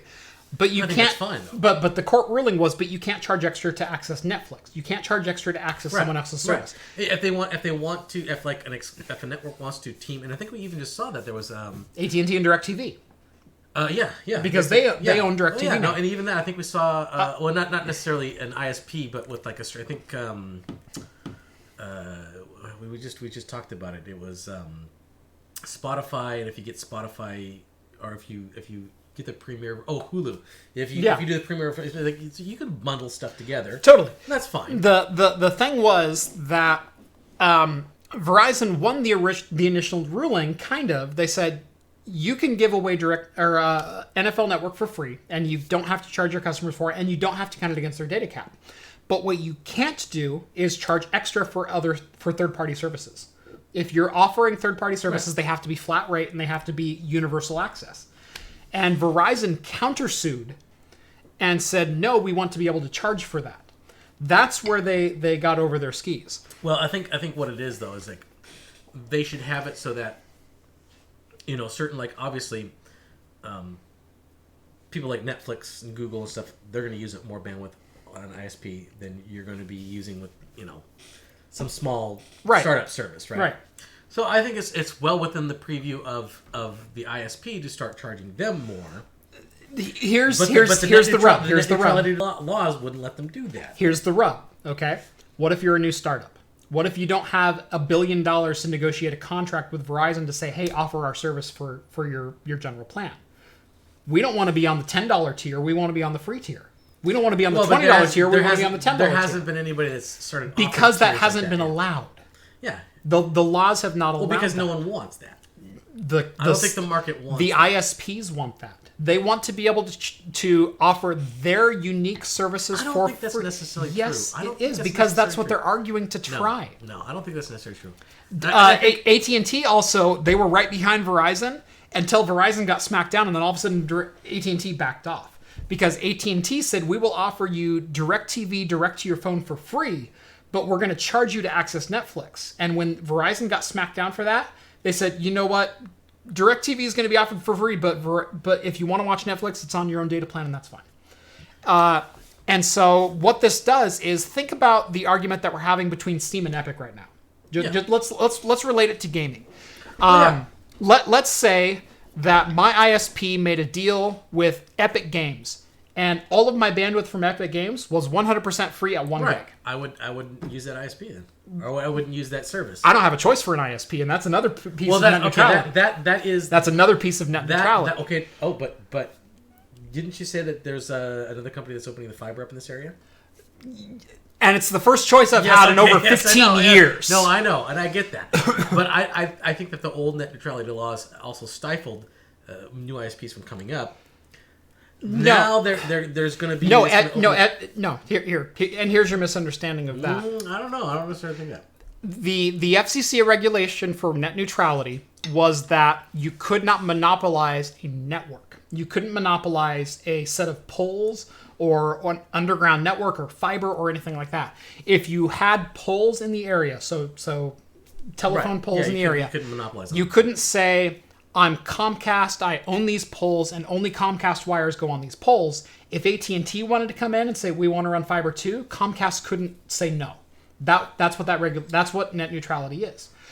Without net neutrality, they have the right to say, no, I'm Charter, and I'm not going to let anyone else run on my poles. Or I have this area, we have this covered. FCC, we already provide bandwidth in this area, we don't need any other coverage. Yeah, see, I don't know if that's necessarily true because... But yes, it is. For rural areas, it totally is. Well, with rural areas, it's even harder. Okay. Let's jump into our next subject before we get too... Okay. Okay. So, Microsoft released a blog post today that said that the FCC is pretty much flat out lying about rural ISP coverage. Okay. That makes sense. I would guarantee that. Because today, the FCC claims that only 22 million Americans do not have access to broadband internet. So of the 320 million people in the U.S., only 20 million don't have access to broadband internet. U.S. is a big place, yes. But 163 million Americans do not use broadband internet in any way, shape, or form. Yeah. We never access it. We never access the data rates that require broadband internet. Right. Now remember, broadband internet under FCC net neutrality regulation was 25 megabit. Under non-FCC regulation is 3. Okay, so so right now you're already saying that the FCC is lying. No, but they had the regulation to say it was 25. No. Under net neutrality, net neutrality, the rules were under net neutrality. Who was controlling net neutrality at the point? Okay. Who was in charge if someone violated net neutrality laws? Who would enforce that? So here's the deal. The internet as we know it can either be controlled by the FTC, Federal Trade Communication, or Federal Trade, whatever, or the FCC, Federal Communication, Commission. And it was controlled by the FCC though. It used to be controlled by the FTC, which is who Verizon was suing for access to charge for Netflix. To say, this is a third-party service, we don't peer with them, we want to charge extra for someone to access them. Okay? But we're going to offer our own competing services for free and lock our customers into only using them because we're charging less. The FCC. It was the FTC back then. Okay. What happened is Verizon countersued the government and said, no, we want access to this. The FCC implemented net neutrality and classified them as a public utility. Yeah. So then make it under the FCC purview. Yeah. Right. So what that action actually did was it classified them as the same as your water, the same as your electric, the same as your sewage. Yeah. Where if you are a provider in a region, you are required by law to enable a certain level of service to your customers, to everyone, regardless of where they're at. Right. But so let me finish. Okay. Under that regulation, you had to, if you are an ISP, you had to provide everyone within your region 25 megabit down and 1 megabit up. Mm-hmm. That was the broadband limitation under Obama's heavy-handed FCC administration. Mm-hmm. Okay? Now, if the FCC doesn't have to enable that, the FCC claims broadband is only 3 megabit and 120 kilobit up. Think of that on a modern scale. Think of that for websites that are now 50 and 100 megabytes to download a website. Not a file, not a movie, not a whatever else. I know what you're talking about, and I understand that. But you're already saying that this right here, okay, this article that we're talking about. Under the original net neutrality rules that the old FCC administration implemented, it was 25 megabit. Right, but you're saying that the FCC lied. Yes. Okay. Because bandwidth provisions are self-reported by the local ISPs. And the reason they're self-reported is the local ISPs have to say, oh yes, everyone within our region we're providing minimum bandwidth to. So who lied, the FCC or the local ISPs? Yes. Okay. Both. Because the FCC allows self-reporting. And sometimes there are errors within the reporting forms which will slide a zero. No, I get that, but I mean, and there's no checks and balances within the system. But then for the SEC, are they supposed to go to every ISP and validate that those things yes. are things? How would they do that? The same way you validate electricity delivery. The same way you say we deliver electricity to everyone in our region. But people go to meters and read those meters. We don't have meters for everybody's data that they download. No, but here's what's going on is they say we offer bandwidth, but at the end of a DSL line, you're lucky if you get 120. Oh yeah, no, I did do that. I did that for when I first got gigabit. I did a monitor of my line. It was I almost never got gigabit. But when you call up the ISP and they tell you, well, we consider it acceptable if you go between these ranges, which is usually 700 to 800 or something like that. That's okay. But here's the thing. If you are a power company and you say, oh yeah, we deliver power, but you were giving 3 amps, would that be acceptable? No, of course not. But then power is different than bandwidth. No, it's not. Not in the modern day. It certainly is.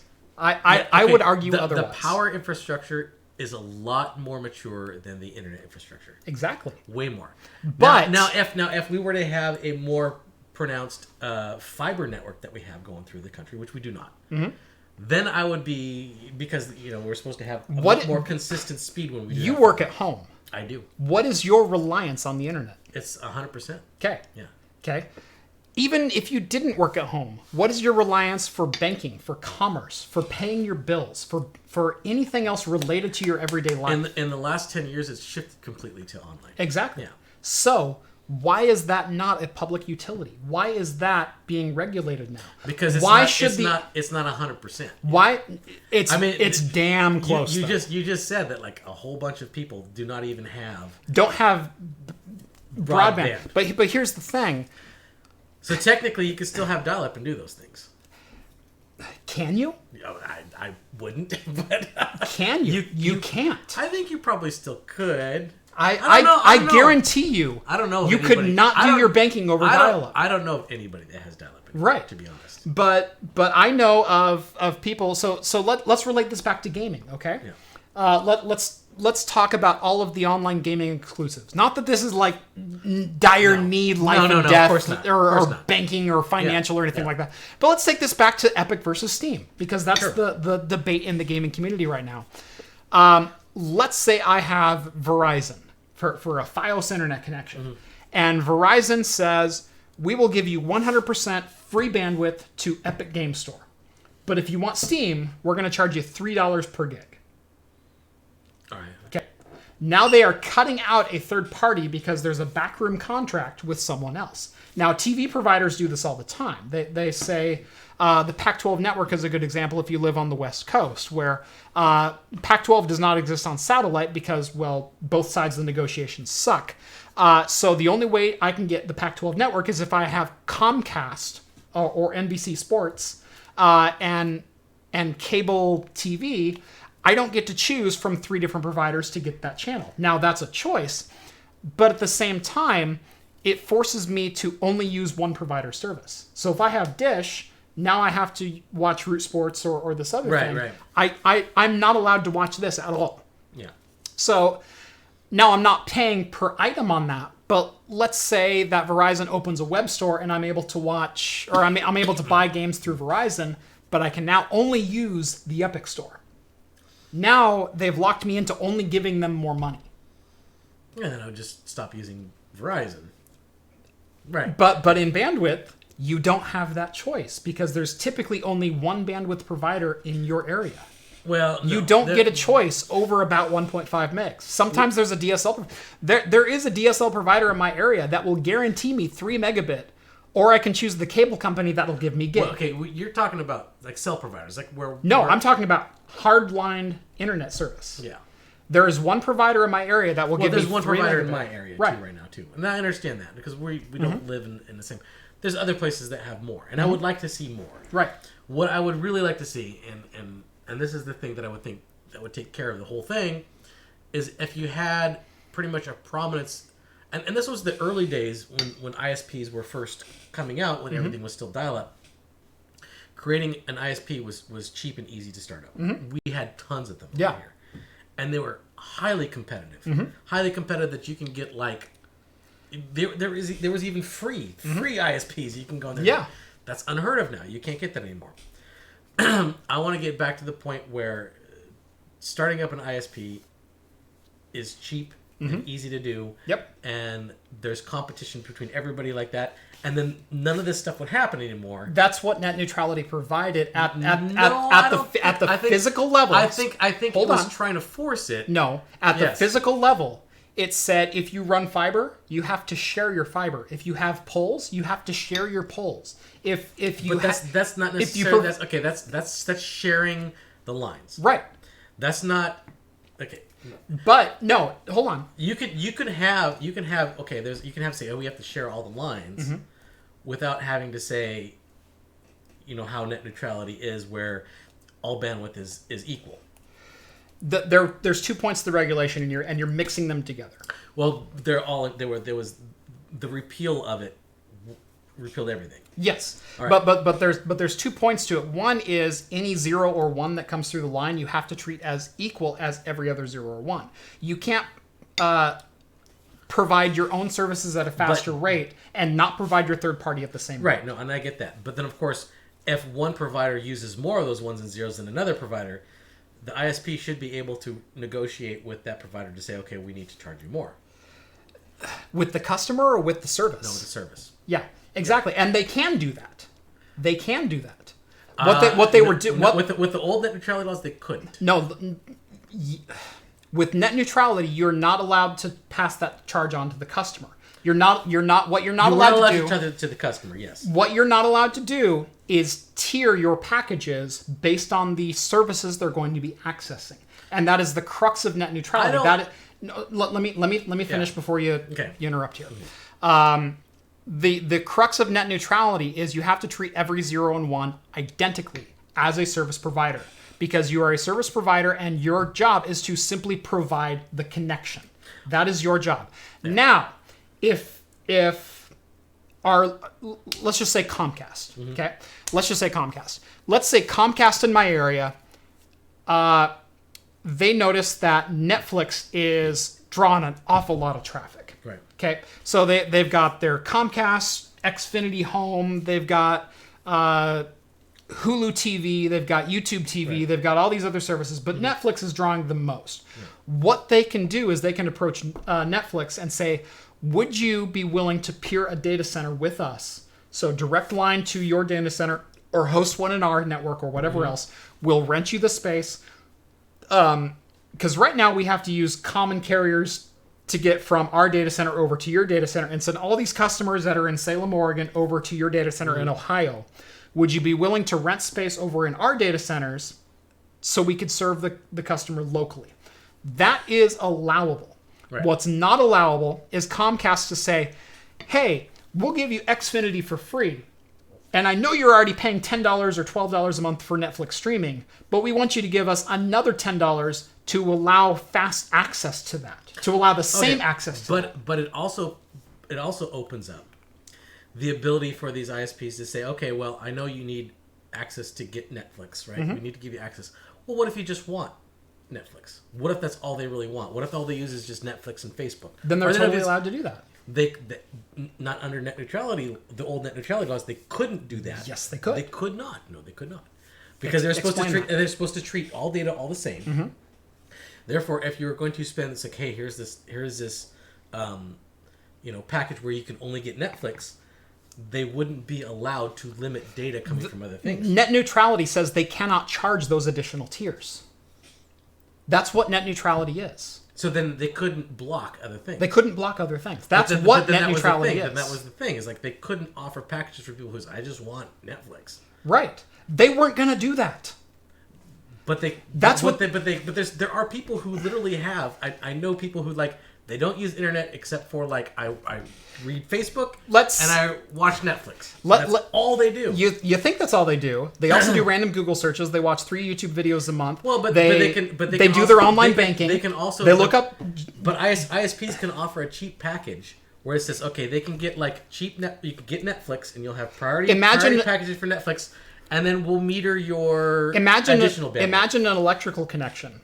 So your local power company. But electric is not the same. Is a utility. Electric is a utility. Phone is a utility. It's not the same as internet bandwidth, though. Yes. No, just hold on. Okay. What net neutrality was you have to treat it the same as electricity. You give us a line and you give us 40 amps of 240. I don't think it's the same, though. No. That's exactly what it was. No, because electricity, you plug something in, you're pulling power out. You're pulling bandwidth out. No. Yes. There's back and forth going on. There's upload and download. Yes, there is. That's going back and forth. But hold on. And then it never starts coming down until you tell it to come down. Do you know every single connection has the ability to be full duplex, which means I can send as much as I receive. But what they do is they limit. They say you can take all you want, but we're only going to let you 5 up. Yes, I know. Yes, okay, so I don't think that's bullshit too. And anyway, with electricity, can you imagine a connection where they say, we'll give you 120 volts for $20 a month, and you can run anything you want, but you can't run an oven, and you can't run an air compressor or an air conditioner, and you can't run this, and you can't run that. You can't do that with electricity, though. Why should you be able to do that with the internet? Because it's okay. First of all, bandwidth is different than electricity. It's different than electricity, but the services you require today are the same. You don't have to generate bandwidth like you have to generate electricity. I get the argument I get what you're trying to make. Yeah. Okay. But think about it just as I need to operate in 2019 today. No, I mean, and I get that. There's some people that do. Imagine if Verizon chalked up a deal with Chase Bank and you can only bank with Chase. But I mean, obviously, that's what they wanted. Because I mean, you're just looking at this article right here where it says this is physical. The FCC is lying about people who have access to certain stuff. Stop combining physical with logical. No. You keep crossing the lines between what is physical access and what is logical access. What I'm saying is that you're saying that the people who have broadband, they were lying about the amount of people that have that. But you're saying in this day and age, most people need it. Yes. But obviously, based on this article, most people are getting by without it. Most people are not getting what's actually required. And in fact... But they're still getting by with it. Getting by or struggling to get by? I mean, I don't know. It doesn't really say in the article. Let's take this from a... This isn't like a internet satisfaction survey. Right. This is a physical connection survey.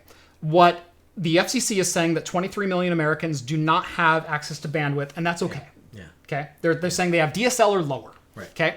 What Microsoft is saying, and the FCC is also saying, well, 163 million Americans, so half of the U.S. population, doesn't use what we would consider to be necessary bandwidth. Right. Okay.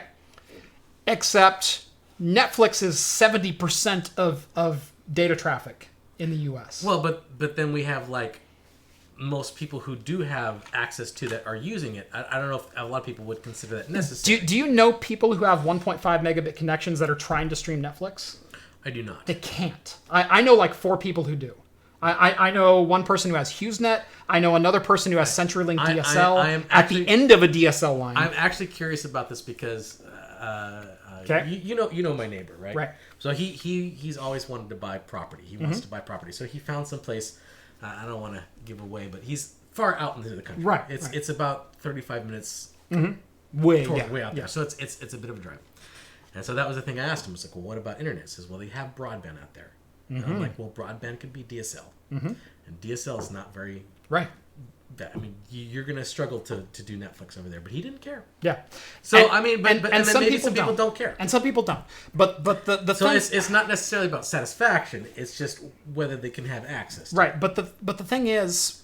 Why are we trying to limit this? It's because the service providers don't want to invest in the infrastructure in the tens of thousands of dollars it would take to run line out to one property that they're never going to see a return on. Yeah, exactly. The electrical providers tried to fight this too.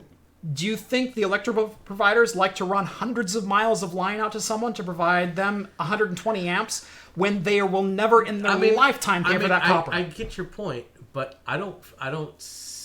This is definitely a turning point where it's like me and you, we rely on the internet quite a bit. But there's a reason I can't buy property outside of a rural area. Oh yeah, no, I would never do that either. It's like. But you know why I can't? Is because I can't get internet. Right. No, I totally agree with you. And then that's us. Right. And that's us. That's a larger and larger population every day. It is, and there's going to be a tipping point. So why are we saying it's okay? I think, well, I mean, because at a certain point, it may become marketable to go all those places. I don't know. But why are we controlling that? It's because the ISPs, we always complain about the infrastructure, the highway system, the power grid, the whatever else sucks within the U.S. This is why it sucks, is we allow the people who are providing that to restrict where they want to provide it at. Well, but it doesn't matter because, like, the government isn't going to make that. Like, the road system is there because the government made the road system. They didn't make the internet system. Verizon, Comcast... And they don't control... No, hold on. Verizon, Comcast, and a number of other companies got billions upon billions of dollars in the late 2000s to build a full fiber network that should have... they didn't do it. That should have reached 99% of people. And that should be something that never happened. Never happened. Every single dollar was absorbed by those ISPs and shit out the back end. And why nothing ever happened because of that, I have no idea. And you know what? It's because the FCC didn't have any teeth to come back at them because it was an FTC regulated industry back then. Okay. That was part of this was physical access. Well, but it's I mean, but if that happened, someone still could have sued and won and could have done something. It's because the FCC had no teeth with that. The FCC provided that money, but the FTC was the one that oversaw them. The FTC didn't give two craps about it. That's the FCC's fault. It is totally. It is totally. But I don't have much trust. I don't have much trust in the FCC, and that's basically why I don't. Want today, I don't have any trust in the FCC, and that's why I don't want them to control the internet. That's the main reason. But here's the thing: when we gave the FCC teeth, we started to see movement in the right direction. And then all of a sudden there was a regime change, and that FCC said, we're going to gut the entire thing. I don't know if we saw too many changes. I mean, we're, like you said, and you haven't even seen any changes here either because, like you said, it's only been 3 months. So, I mean, there hasn't been any negative ramifications. There hasn't been any positive ones. We talked about 12 months ago on this show of leaked documents from a number of different providers, including Verizon for their international services, where they were tiering services. Where they were saying, we're going to cut a contract with Netflix and it's going to cost you $10 extra a month to access Netflix on our network or to access them at more than 1.5 meg. We'll see what happens. And we'll talk about it when it happens. My argument for FCC regulation is not to government clamp down on the... They have some chats here. Yeah, I saw those. I think they're looking... There's still 75 people watching. I made sure our viewership wasn't dropping. Oh, yeah. Because that was an argument. No, that's good. That's like we need a nice my argument for net neutrality is not I want heavy government regulation. I want them in every facet of our lives. Net neutrality was saying you all have to play by the same rules. That's all it was. And you cannot have a corporate advantage over an everyday service that everyone needs. Well, I don't. That's what net neutrality is. I agree that we're go 5 years further down the road. We're definitely getting towards the tipping point where it is a necessity. But why shouldn't we necessitate it now? Go 5 years down the road when they've already started to tear off those services. Yeah, we'll see. Maybe go 10 years down the road. I mean, we still have. I mean, like you're talking about power. 90% of most power companies are still privately owned. Right. Right. But So that's they're still, privately owned. They're still But functioning. And they're still working. No, hold on. They're privately owned, but they have to provide a minimum level of service to every household and every business everywhere. Period. End of discussion. I'm not opposed to like having a particular type of regulation, but. And that's what FCC was trying to do with the internet. But I think they did it too ham-fistedly. I don't think so. I think that they did. They did it because Verizon overstepped what they should have been able to do. So then, I mean, Verizon's the whole crux of this, a la 2008. They may be, but then that doesn't mean that you got to overreact though either. But overreact or make everyone play by a level playing field, and that's what this is. Like I said, I don't think it was necessarily a level playing field though. Relate it back to electricity. Hey, well, okay. we're your local power company. If it was a level playing field, then you're saying that it doesn't matter. Netflix can take up all the bandwidth. Yeah. And still pay the same amount of money as some guy who's taking up a little bit. No, as a customer, you pay the same amount of money. This is about consumer rights, not about corporate rights. But the people the thing that's using up the most bandwidth are everybody that's using Netflix. Right. So why shouldn't Netflix start paying more? Right. And Netflix was paying But that's not an even playing field. Netflix was paying more. But then that's not an even playing field. It is. No, it's not. They're paying more. Because if Netflix can't provide adequate service, people will stop using Netflix. That's a natural consequence. Okay, but it's not that they can't provide the service. It's the bandwidth that's coming to the people that they can't provide. Right. So that's the ISP. But no. It's not the ISP. Yeah, it's the ISP in between. No, hold on. Well, okay, hold on. Okay, there's a lot more going on in between, but yes. Okay, I understand that, but I mean, but still, that's who they're gonna complain. Like if a customer subscribes to Netflix and the Netflix isn't streaming correctly for them, the first person they're going to call is their ISP. Correct. Not Netflix. Right. Which is an onus of the service. Right. I'll totally understand. That's where a disconnect from power. The power exactly. Yeah. But hold on.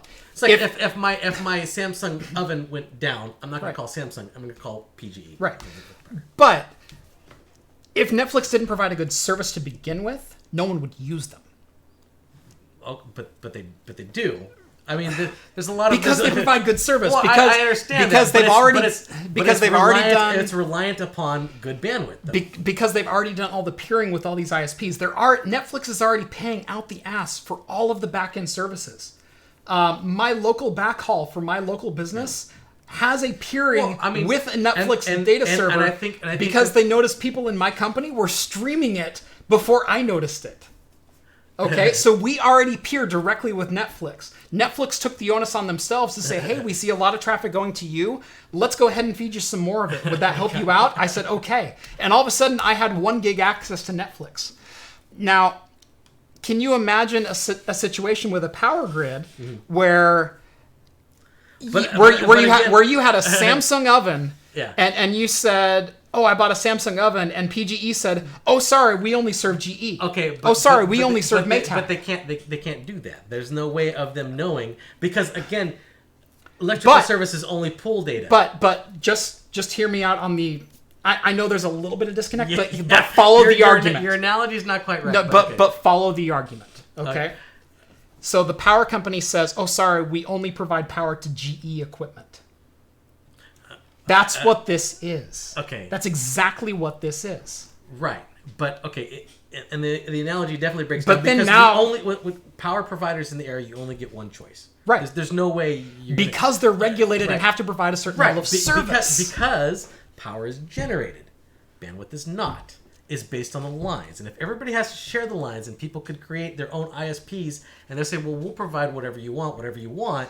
As long as there's good, healthy competition. The sharing the lines was if I run 400 strands of fiber and I'm only using 350 of that, if there's open fiber, I have to make that available. That's what sharing the lines was. Right. It doesn't mean I have to shove all of your pipe through my pipe and you don't get to pay for it. I don't necessarily disagree with that because, I mean, if someone paid the amount of money to lay this lie down, then the ISP's like, well, I want to piggyback. And they also I should be able to charge the ISP whatever I want to be able to charge the ISP. They also said that we can't say, oh, we ran fiber on this pole. Right. You can't run fiber on this pole too. That was the old rules. Yeah. That was the rules under the FTC. Is if you ran, you could run internet connection on fiber, on coax, or on RJ11. That was your 3 services. If those 3 lines were already occupied, if you came in as a non-incumbent and wanted to run lines, you could not run. which is what. well, no, that was exactly the regulation. I remember. This is this is going back to the 90s. But I have a family member that does border negotiations for these companies. That's how it works. I do remember like back in the 90s that people were like actively paying money to lay their own T1 lines. Right. In the thing. Right, but that was RJ11. Yeah. It was RJ11, and it was and back then it wasn't regulated as far as the phones go. No. But phones became a common carrier, and so all of a sudden, if you had an incumbent within that line, you couldn't come and run your own lines. Let's go back to cool. Right. We should probably move on. We've been on this for a while, for a long time. Yeah. I think it's a good debate, and I think it's an interesting debate. I like this. We definitely don't see eye to eye. No, but it's fine. But it makes for a good discussion. Okay. It makes for good discussion. So, and I don't think we're that too off. I think it's you err on the side of caution. I don't think it's as that much big of a deal. What do you think? I err on the side of locking down a service that everyone should have access to. And you say they don't need it yet, but you say they're going to need it. I do say it's quickly becoming something like that. And, okay. and I got my home loan 9 years ago without ever walking into an office. Right. Okay. That was 2010. Yes. I got a full mortgage, and in fact, we've refinanced since then as well. I never once met my mortgage broker or our inspector or anyone else face to face. But they still had to come out to your property. The inspector had to come out to the property. Right. That's it. I still had them.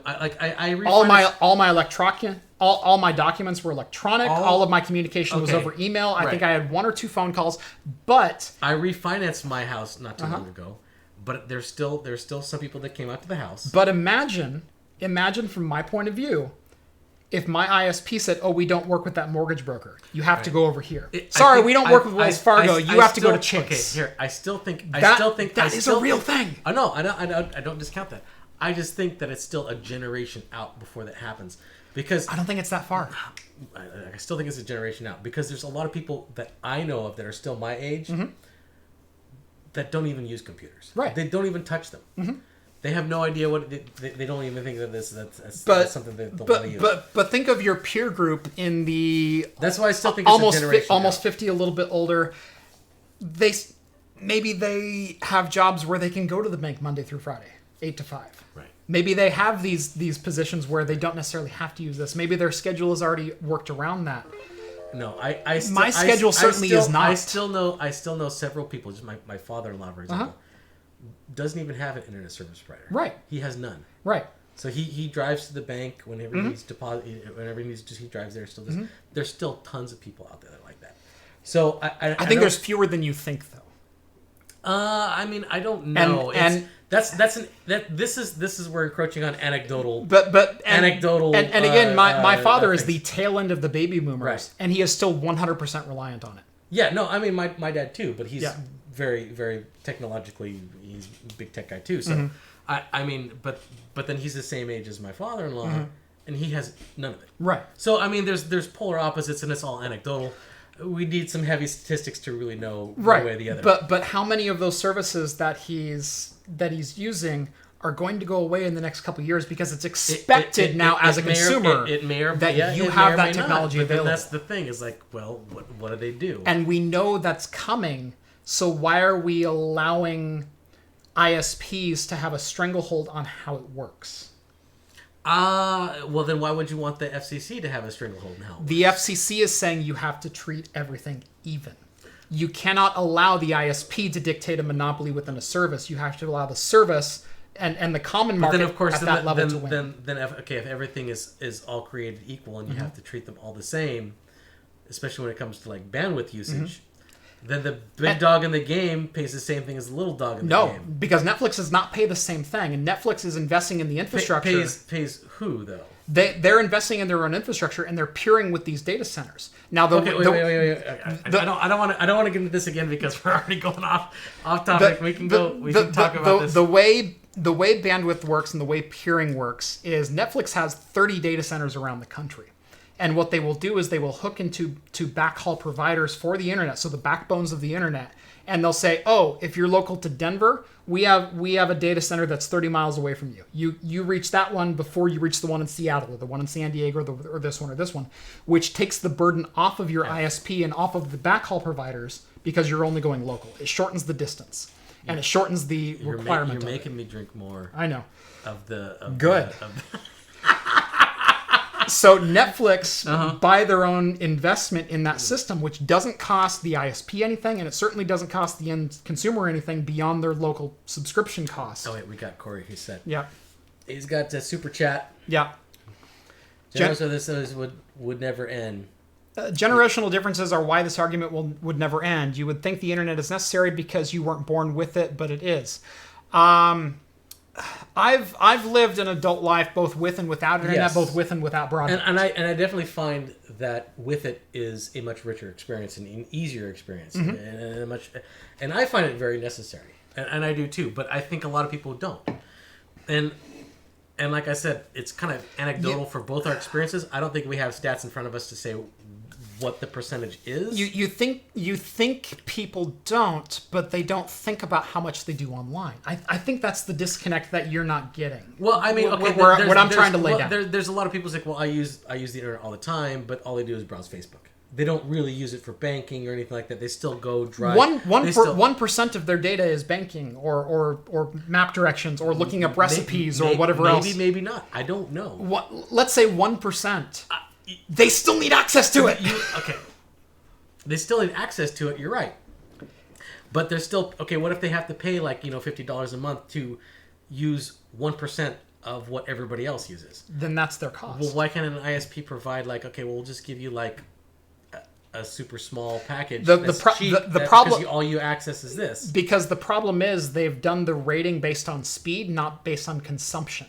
And that's on the ISPs, and that dates back 30 years. They do a lot of they do a lot on consumption. They do consumption only based on data caps now. On data caps. On how much you can. Me off, dude. Right, exactly. Let's say HughesNet does the opposite. HughesNet says you can use up to 50 gigs and it'll cost you $130 a month, which is freaking outrageous. That's outrageous, yeah. But that's what they do. They charge based on usage, not based on speed. Internet, as we know it, is based on speed. Your cell phone is based on speed. Yeah, it's based on how quickly you can access, not how much you can access. Well, that's what your bandwidth is rated at. Which means your data hogs are allowed to consume as much as they possibly want. Okay.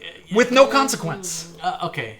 I have an unlimited package. I do. I have the same package you have. So, and I'm a data hog. And I pay more for upload too. I pay an extra $15 to get 30 minutes. I don't do that. Right. But then of course my internet's paid for anyways. Right. But I pay more simply based on speed, not based on my amount of consumption. My amount of consumption is off the chart compared to my parents, compared to your parents, compared to everyone else. Yeah. Why am I paying the same as them? I don't know. It's based on speed. My parents actually do quite a bit. If they charged me $10 per 100 gigs, done. Yeah. Done. Because then if you only use 100 gigs, if you're only streaming Netflix 2 nights a week, and you only need to do your banking... And you get your bandwidth out the unlimited whatever, right. That's fine. Then that's fine. Yeah. But they based it on speed. No, I don't. Because look at our... I had 100 gig... Look at our... No, hold on. No, you have 300. No. The old one was 3. The old one was 3. But look at... I went over 100 all the time. Especially with all the stuff I have to download that's HD. That's right, but based on your argument, if your parents signed up for a package, they would only be paying $10.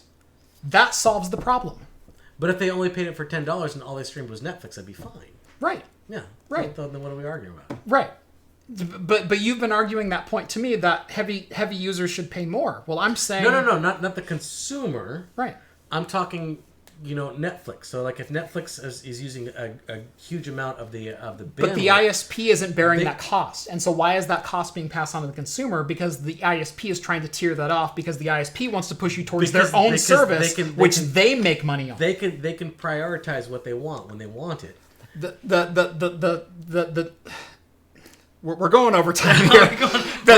The disconnect there is the onus of Netflix is not placed on the ISP.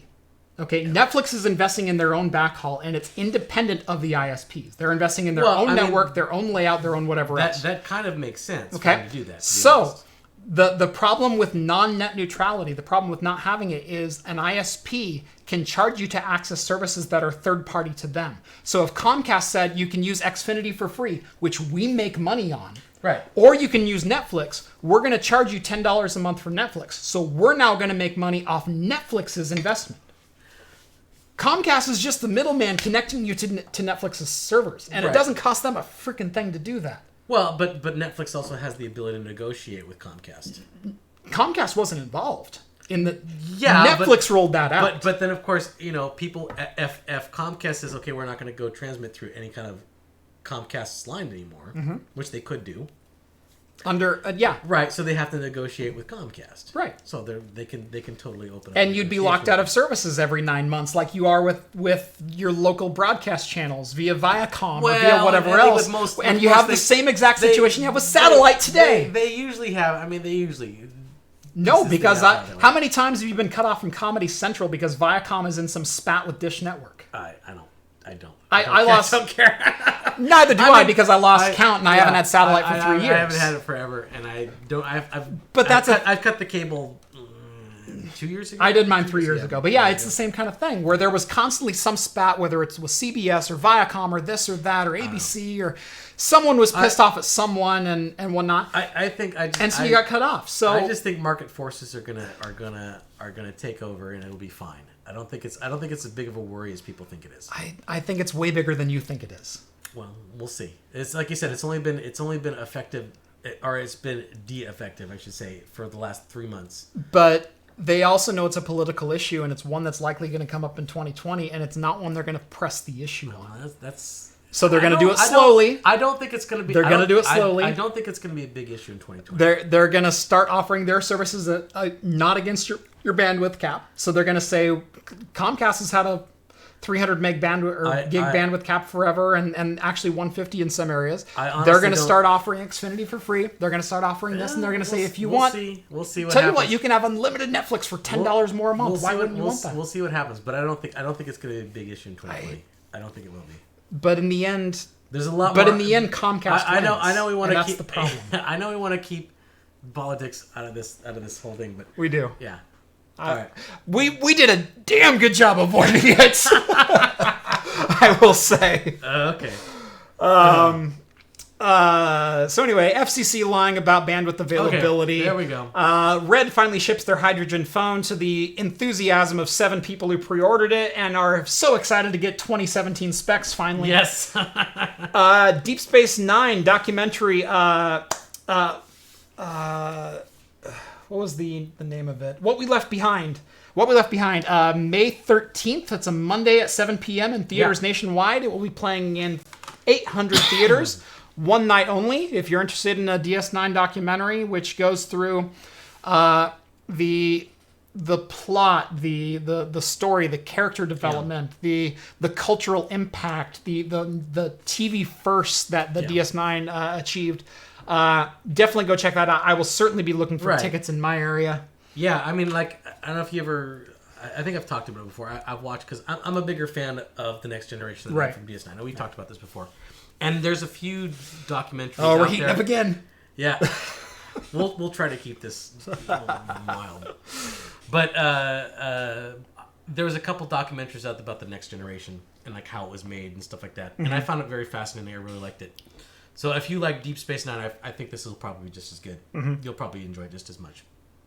I mean, I'll find it just fascinating watching it regardless. Mm-hmm. I mean, I'm not as big a fan, but I'm a big fan of Star Trek, so I'll probably watch it regardless. Yeah. Yeah. I'm definitely interested in it. I'm definitely interested to hear 20 years later, because DS9 is one of the ones that never hit right off the bat. It was never as popular as TNG. It was a very slow burn. Until 15 years later. And I was kind of the same way. I watched DS9. I enjoyed it when it was out, but I did enjoy TNG better when it was on the air. And to be fair, I should probably go back and revisit it, because maybe I might enjoy it more. Because I have not watched it again since I watched it on network TV. So DS9 made a major change for TV tropes. And what I mean by that is up until even all the way through Next Generation, and Family Guy alludes to this quite a few times, in which some radical things happen to the family and dynamics and character changes and everything else. and then after 23 minutes, everyone is exactly the same. Yeah. And TNG was famous for that. Oh, where Picard is assimilated by the Borg and then captured and basically killed. And they had it was to be continued. And he goes so through 100%, but then after that, it's never mentioned. And he goes through Romulan interrogation. There are 4 lights. Yes. You know, he does that whole thing. Then 43 minutes later, he is the exact same person he walked out the door as. Yeah. And that was common TV tropes. I mean, think of every sitcom up through the mid-90s. That's what it was. That was the formulaic thing of the time. DS9 was really the first show on television that made a difference one show to the next and showed true story development as far as a whole episodic thing.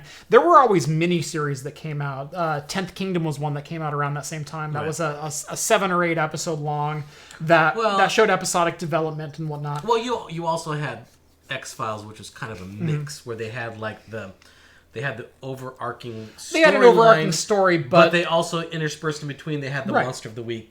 Right, exactly. Episodes. Whatever was the flavor of the month. Yeah. And then maybe one episode or like 3 episodes out of every 25 that told an overarching story. Right. And so they still kept up with that. And that did provide... And TNG did some similar things with that. Not really, not though. Too much. Not too much. I mean, there was minor interactions with the Borg, or there were conflicts with the Romulans that kind of carried over the overarching story.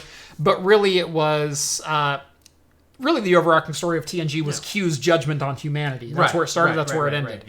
DS9, if you look at seasons 3, 4, 5, 6, that was one long movie. Yeah.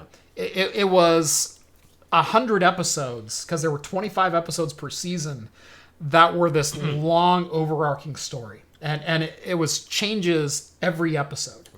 And so that was a shift in what TV was at the time, and really the formula we follow today, where you have series like Breaking Bad and Game of Thrones and 24 and all these others that are now 100-hour-long movies. DS9 started that. I wouldn't necessarily say 24 is part of that, because Jack Bauer at the beginning was still Jack Bauer at the end, but it did have a that was a series that took course over 24 hours, right. And so yes, it was one continuous story.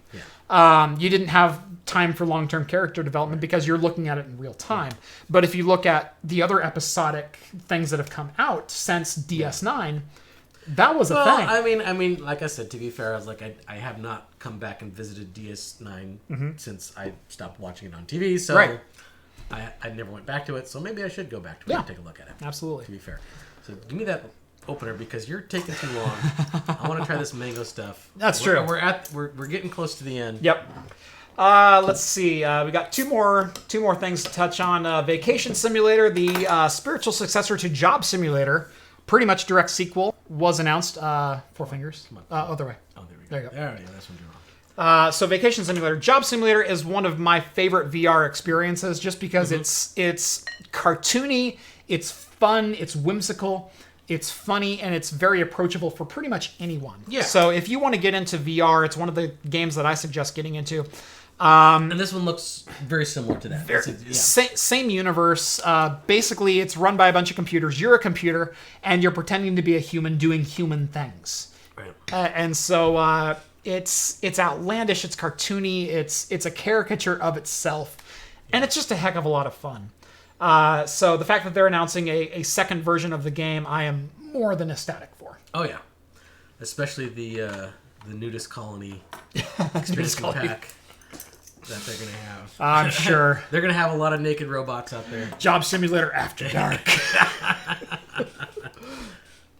And last but not least, there should be an announcement this coming weekend, April 13th, of the next Star Wars game. Star Wars, Unfortunately, it's still from EA. Yes. Okay, I think we talked about this before. Good news, bad news, Respawn. Mm-hmm. Which, did you play Titanfall 2? Yes. The single-player Titanfall 2 was pretty solid. It's solid, short, but enjoyable. Yes. I really enjoyed it. So I have a bit of faith in Respawn. I don't have much faith in EA, especially when it comes to Star Wars franchises. So, I got real mixed feelings about this. Yep. Maybe this weekend when I see what comes of it, I may get more excited, but right now I'm just really not. And hey, we got 2.99 donations from Exomat. Nice. We missed those. Okay. Didn't say anything. Just give us a donation. Exomon XT. Exomon. I'll call you Exomon. There we go. That happened in the 2.99 donations. Yeah. That happened mid-argument. We weren't catching those. Yeah, we were like so heated. Okay. I was just scrolling up to make sure I didn't miss any more. This is the problem with exclusivity. Exactly. This is the problem when you let the market decide, or you let the corporation decide what the market wants. Is you get these contracts where it says, we know you love Star Wars, but we're going to make all your Star Wars from now on. Okay. But to be fair, I think it's starting to... I mean, because like everybody loves Star Wars, but then a lot of crap Star Wars products started coming out because they're just shoveling it out. It's starting to go down. So the market is taking over. We're in the midst of a downturn where people... I mean... Do you know why the market is taking over? Because people stopped buying. Yes, exactly. So that's what I'm saying. They stopped buying. Right. Like Battlefront 2 was not a big hit for EA. Think of how much more your cell phone costs today than it did 10 years ago. Okay, my cell phone costs more than it did, but my data package costs less. Mine costs more. Mine costs less, actually. Mine costs more. Mine costs less. Let's get into the whole thing. How much are you paying for your cell phone? So for... Because you have 2 phones, right? I have three because okay. my father-in-law who... Yeah, I have 3 lines as well. Right. He just has cellular. He doesn't have data. Okay. Like I said, he has like 0 internet footprint whatsoever. Right. So we just pay for his data. But between me and my wife, we're paying, I think, $110 a month. Okay. I have 3 lines as well. I am paying $160 a month. No phones on payment plans at all. Yeah, I have no payment plans. Right. Yeah. I didn't lease my phones. Right. I bought them outright, and we're done with payment plans. So it's $160 for service. Okay. Right. Versus 2010, I was getting service for about $80 a month with a smartphone, with unlimited bandwidth, with full access to everything. And now we're getting into everyone needs it, so we're going to charge more. It's not that the infrastructure costs more anymore. No, same number of cell towers. All they've done is upgrade the internet connection going to the cell towers.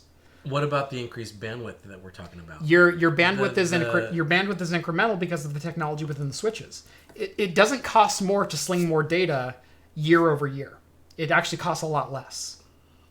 And so I'm paying 100% more. I'm paying 200% of the value that I was in 2010 versus 2019 for what's essentially the same service. I don't remember what I was paying 2010.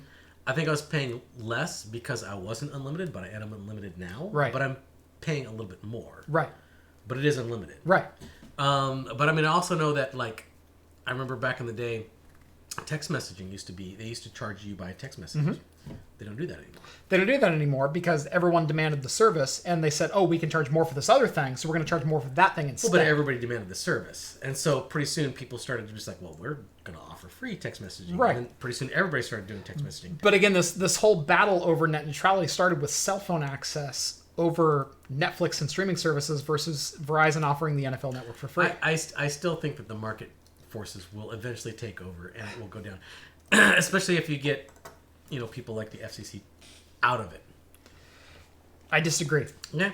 I think making everyone play on an even playing field and allowing competition to dictate where the market goes. Well, no, and that's the thing. It's like as long as competition is open and free. If you allow Verizon or AT&T to dictate what you pay for, they will win every time. Period.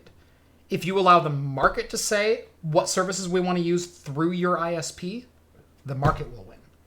Right now, the ISPs have control of where your market data goes. Well, but that's the thing. Is like if I technically agree with you on that. If we have more wider access to different ISPs, which like me and you, we only really have. I mean, we technically have 2, but for what if you want to get into it, 4, yeah. But I mean, like really only 2. There's one, but the other one that we have is DSL, and we ain't going to that. No, just to be fair, we're not going right. to.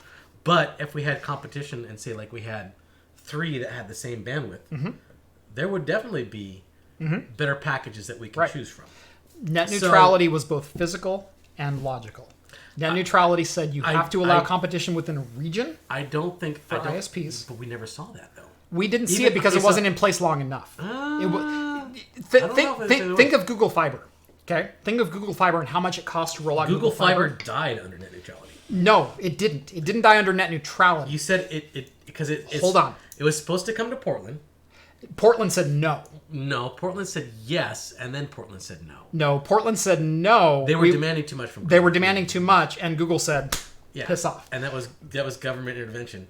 No, which is like, hold on. Like FCC let's ignore. Hold on. Let's ignore the. Okay. Okay. Because I don't think it's relevant. Oh, okay. They're not apples and oranges. I mean, they're apples and oranges. Right. They're not the same. I get that. Let's look at the rollout costs for Google Fiber coming to an area. If Google Fiber was coming to Portland, that was a $300 million rollout. Oh, yeah. How many companies have $300 million to roll out a new ISP? And that was the problem. And Google Fiber under FCC was allowed to run fiber on the same poles that Verizon and Comcast had already run fiber on.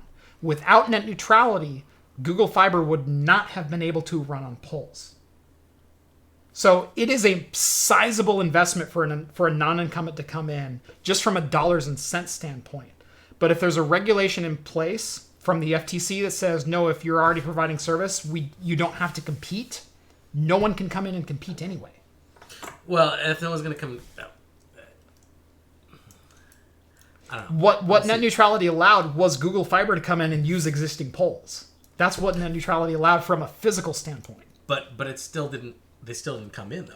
They didn't come into Portland because Portland demanded way too much from them.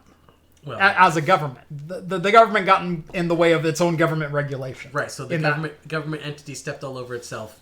But basically Portland said, well, you can come in, but it's going to cost you $500 instead. So that's the thing, is like I don't want... But maybe AT&T, because we don't have AT&T wired internet on the West Coast. AT&T is just a wireless provider on the West Coast. What if AT&T all of a sudden said, oh, we can do it for $350, and they came in and they provided? That would have been allowed, and that would have been fine. Right now, it's not, because now it's running the same cable type on the poles as Verizon and Comcast, and that's not allowed. No, but they're allowed to go in and do their own if they want to. Yeah, if you want to install your own poles. You know how much that costs? Oh yeah, but they're servicing a particular area, and if they find you triple the cost at least of your infrastructure rollout, because now instead of just a cherry picker, now you're talking a full road crew. Now you're talking marking lines. Now you're talking excavation. Because I've talked to a lot of people that who propagate, like, especially with fiber and stuff like that. They tend to piggyback off of road construction. Yeah. So if there's road construction, all they have to do is like, well, we'll offer it in your area. We just wait. Right. Because they'll dig it up because they got to dig it up anyway, and then let's just say, okay, we'll pay you a little extra, and we're going to lay some pipe out for you, and they'll do that. Yep. So it's not necessarily that they have to do it then and there. They can say, well, we're coming to your area. Right. You just have to wait. Right. So it's not impossible. It's not necessarily. But it's not using an infrastructure that's already there. No, it's not. And that's the reason that Google pulled out of Louisville. But then is because they weren't allowed to run on the poles when they deployed to Louisville, and so they had to do shallow trenching. But if you slowly encroach yourself and you have your own lines, then wouldn't you be in a better position than anybody else? No, because Google had to shallow trench in Louisville, and now those lines are broken because they couldn't use the poles. Why are they broken? Because they shallow trenched them because they tried to save money on the project. So then that's their fault, then. It's their fault because they weren't allowed to use the existing infrastructure. They had to put their own in, and digging them deep enough and putting conduit was too expensive. So it's either do the project by running on the poles or don't do it. What, then who owned the poles? Incumbents, Comcast. Comcast owned the poles. Comcast owned the poles, and they said, well, under FCC regulations, we don't have to let you use the poles. So Google said, well, we're going to run... Wait. When was this? This was pre-net neutrality. Google Fiber came to Louisville. Yes, it was. No. Yeah, because net neutrality was only 2 years old. No, it was Google. No, it was late Obama term. Okay. No, it was mid Obama term. No, it wasn't. I think it was. It was 2016, maybe like 2015. Nah. It wasn't that long ago. Well, I'll have to go look it up. But anyway, Louisville was rolled out by Google Fiber, and they were not allowed to use the existing infrastructure because they'd be laying fiber alongside someone else's fiber, and you can't do that. That's what the current law says. Is if there's an incumbent, you have to. If the incumbent is already serving everyone, which it's a self-regulated form, so of course Comcast goes, oh yeah, we're serving everyone in this area, no problem, 100%, even if they're not. So Google wasn't allowed to run on the poles. So they said, oh, we'll shallow trench it and we should be just fine. Well, they weren't just fine. All of a sudden, all the cables started breaking. So because they tried to run into an area at an affordable price, they weren't allowed to do it. Had they hung the cables, that would have been half the cost of trenching it. I still don't get why trenching it caused the cables to snap where hanging in them did. Because they shallow trenched and they didn't insulate it well enough because they were trying to roll out at a cheaper price. Had they been allowed to use the poles, so they shortchanged it wouldn't have been an issue. So, but here's the thing: is like everybody. Had the government said you have to allow someone to use the poles, they would have been allowed to use the poles. Everybody was prized to jump onto Google. Like everybody, like I was excited when it came out, and I would have jumped on the same thing too. So they shortchanged themselves. So that's Google's fault, not necessarily anybody else's fault. But why weren't they allowed to run on the poles? That's the problem. Well, I mean, if why weren't they allowed to run on public utility poles? Well, if it was public utility poles, they're public utility poles. They should be able to run on the public. But if Comcast has a fiber line, Comcast can say no. If Comcast put the poles up themselves, Comcast did not. They're public utility. Then they should have been able to. But the regulation says they can. The regulation says, no, we already ran fiber and we service 100%. You can't run on these poles. But that's not necessarily... They're not owned by Comcast. That's not necessarily... That doesn't seem like a net neutrality rule. That's a net neutrality rule. I don't net think neutrality was physical on one and logical on the other. I don't think it Physical on one says it doesn't matter who's on that pole. You can run along that side of that pole, or you can buy or rent space on that pole. First, I don't know if that's necessarily true. It is 100%. I'll have to go look that up. I've talked about it multiple times on this show. I'll have to go look it up. Anyway, because it seems like a regional type of a thing. To be honest with you. Nope. There are regional laws on it that the FCC doesn't regulate, but the FCC regulation is if there's no specific state laws on it. If you already service 100% of your customers in that area, you do not have to lease out space. Yeah, I don't know if that's and it's based on the three types of connections. It can be phone line, it can be RJ6 copper, or it can be fiber. And because Google wanted to run fiber and Comcast said, "Oh, we already have fiber on this pole, you can't use it." Net neutrality would have prevented that. Net neutrality would have said, "Yes, you can run fiber because there's space on the pole." I don't know if that's necessarily true, but it is 100% true. I guarantee you it is 100% true. Okay, all right, I'll look it up. So, we're not going to solve this here. It's a complex issue. It is very complex. So, anyway, we're way over time. Thank you for listening to us rant at each other for the last 30 minutes, almost. Do we want to take any Q&A questions? It's already 10:23. Oh, okay, I'm going to cut it. Okay, yeah, we're 20 minutes over already. All right. So it's your fault. Thank you guys so much for watching. I hope you enjoyed the back and forth. Yes. I certainly did. It was very enjoyable. Good. I liked it too. That's what a respectful discourse should be. Of course. We still love each other. Even though you're a dick sometimes. We're gonna snuggle after this. It's fine. Kobayashi Maru. Yeah, this is an unwinnable situation. Thank you. Anyway, thank you guys so much for watching episode 77 of Talking Heads. We hope you enjoyed it as much as we did, even though I had a good time. It was enjoyable. I had a good time. It was enjoyable. I like a good hot debate. That's right. It's always fun. So, anyway, sorry, no after party. Well, maybe in the Discord, we'll see. But anyway, same bat time, same bat channel next Wednesday, 8 p.m. Pacific. We will see you next week.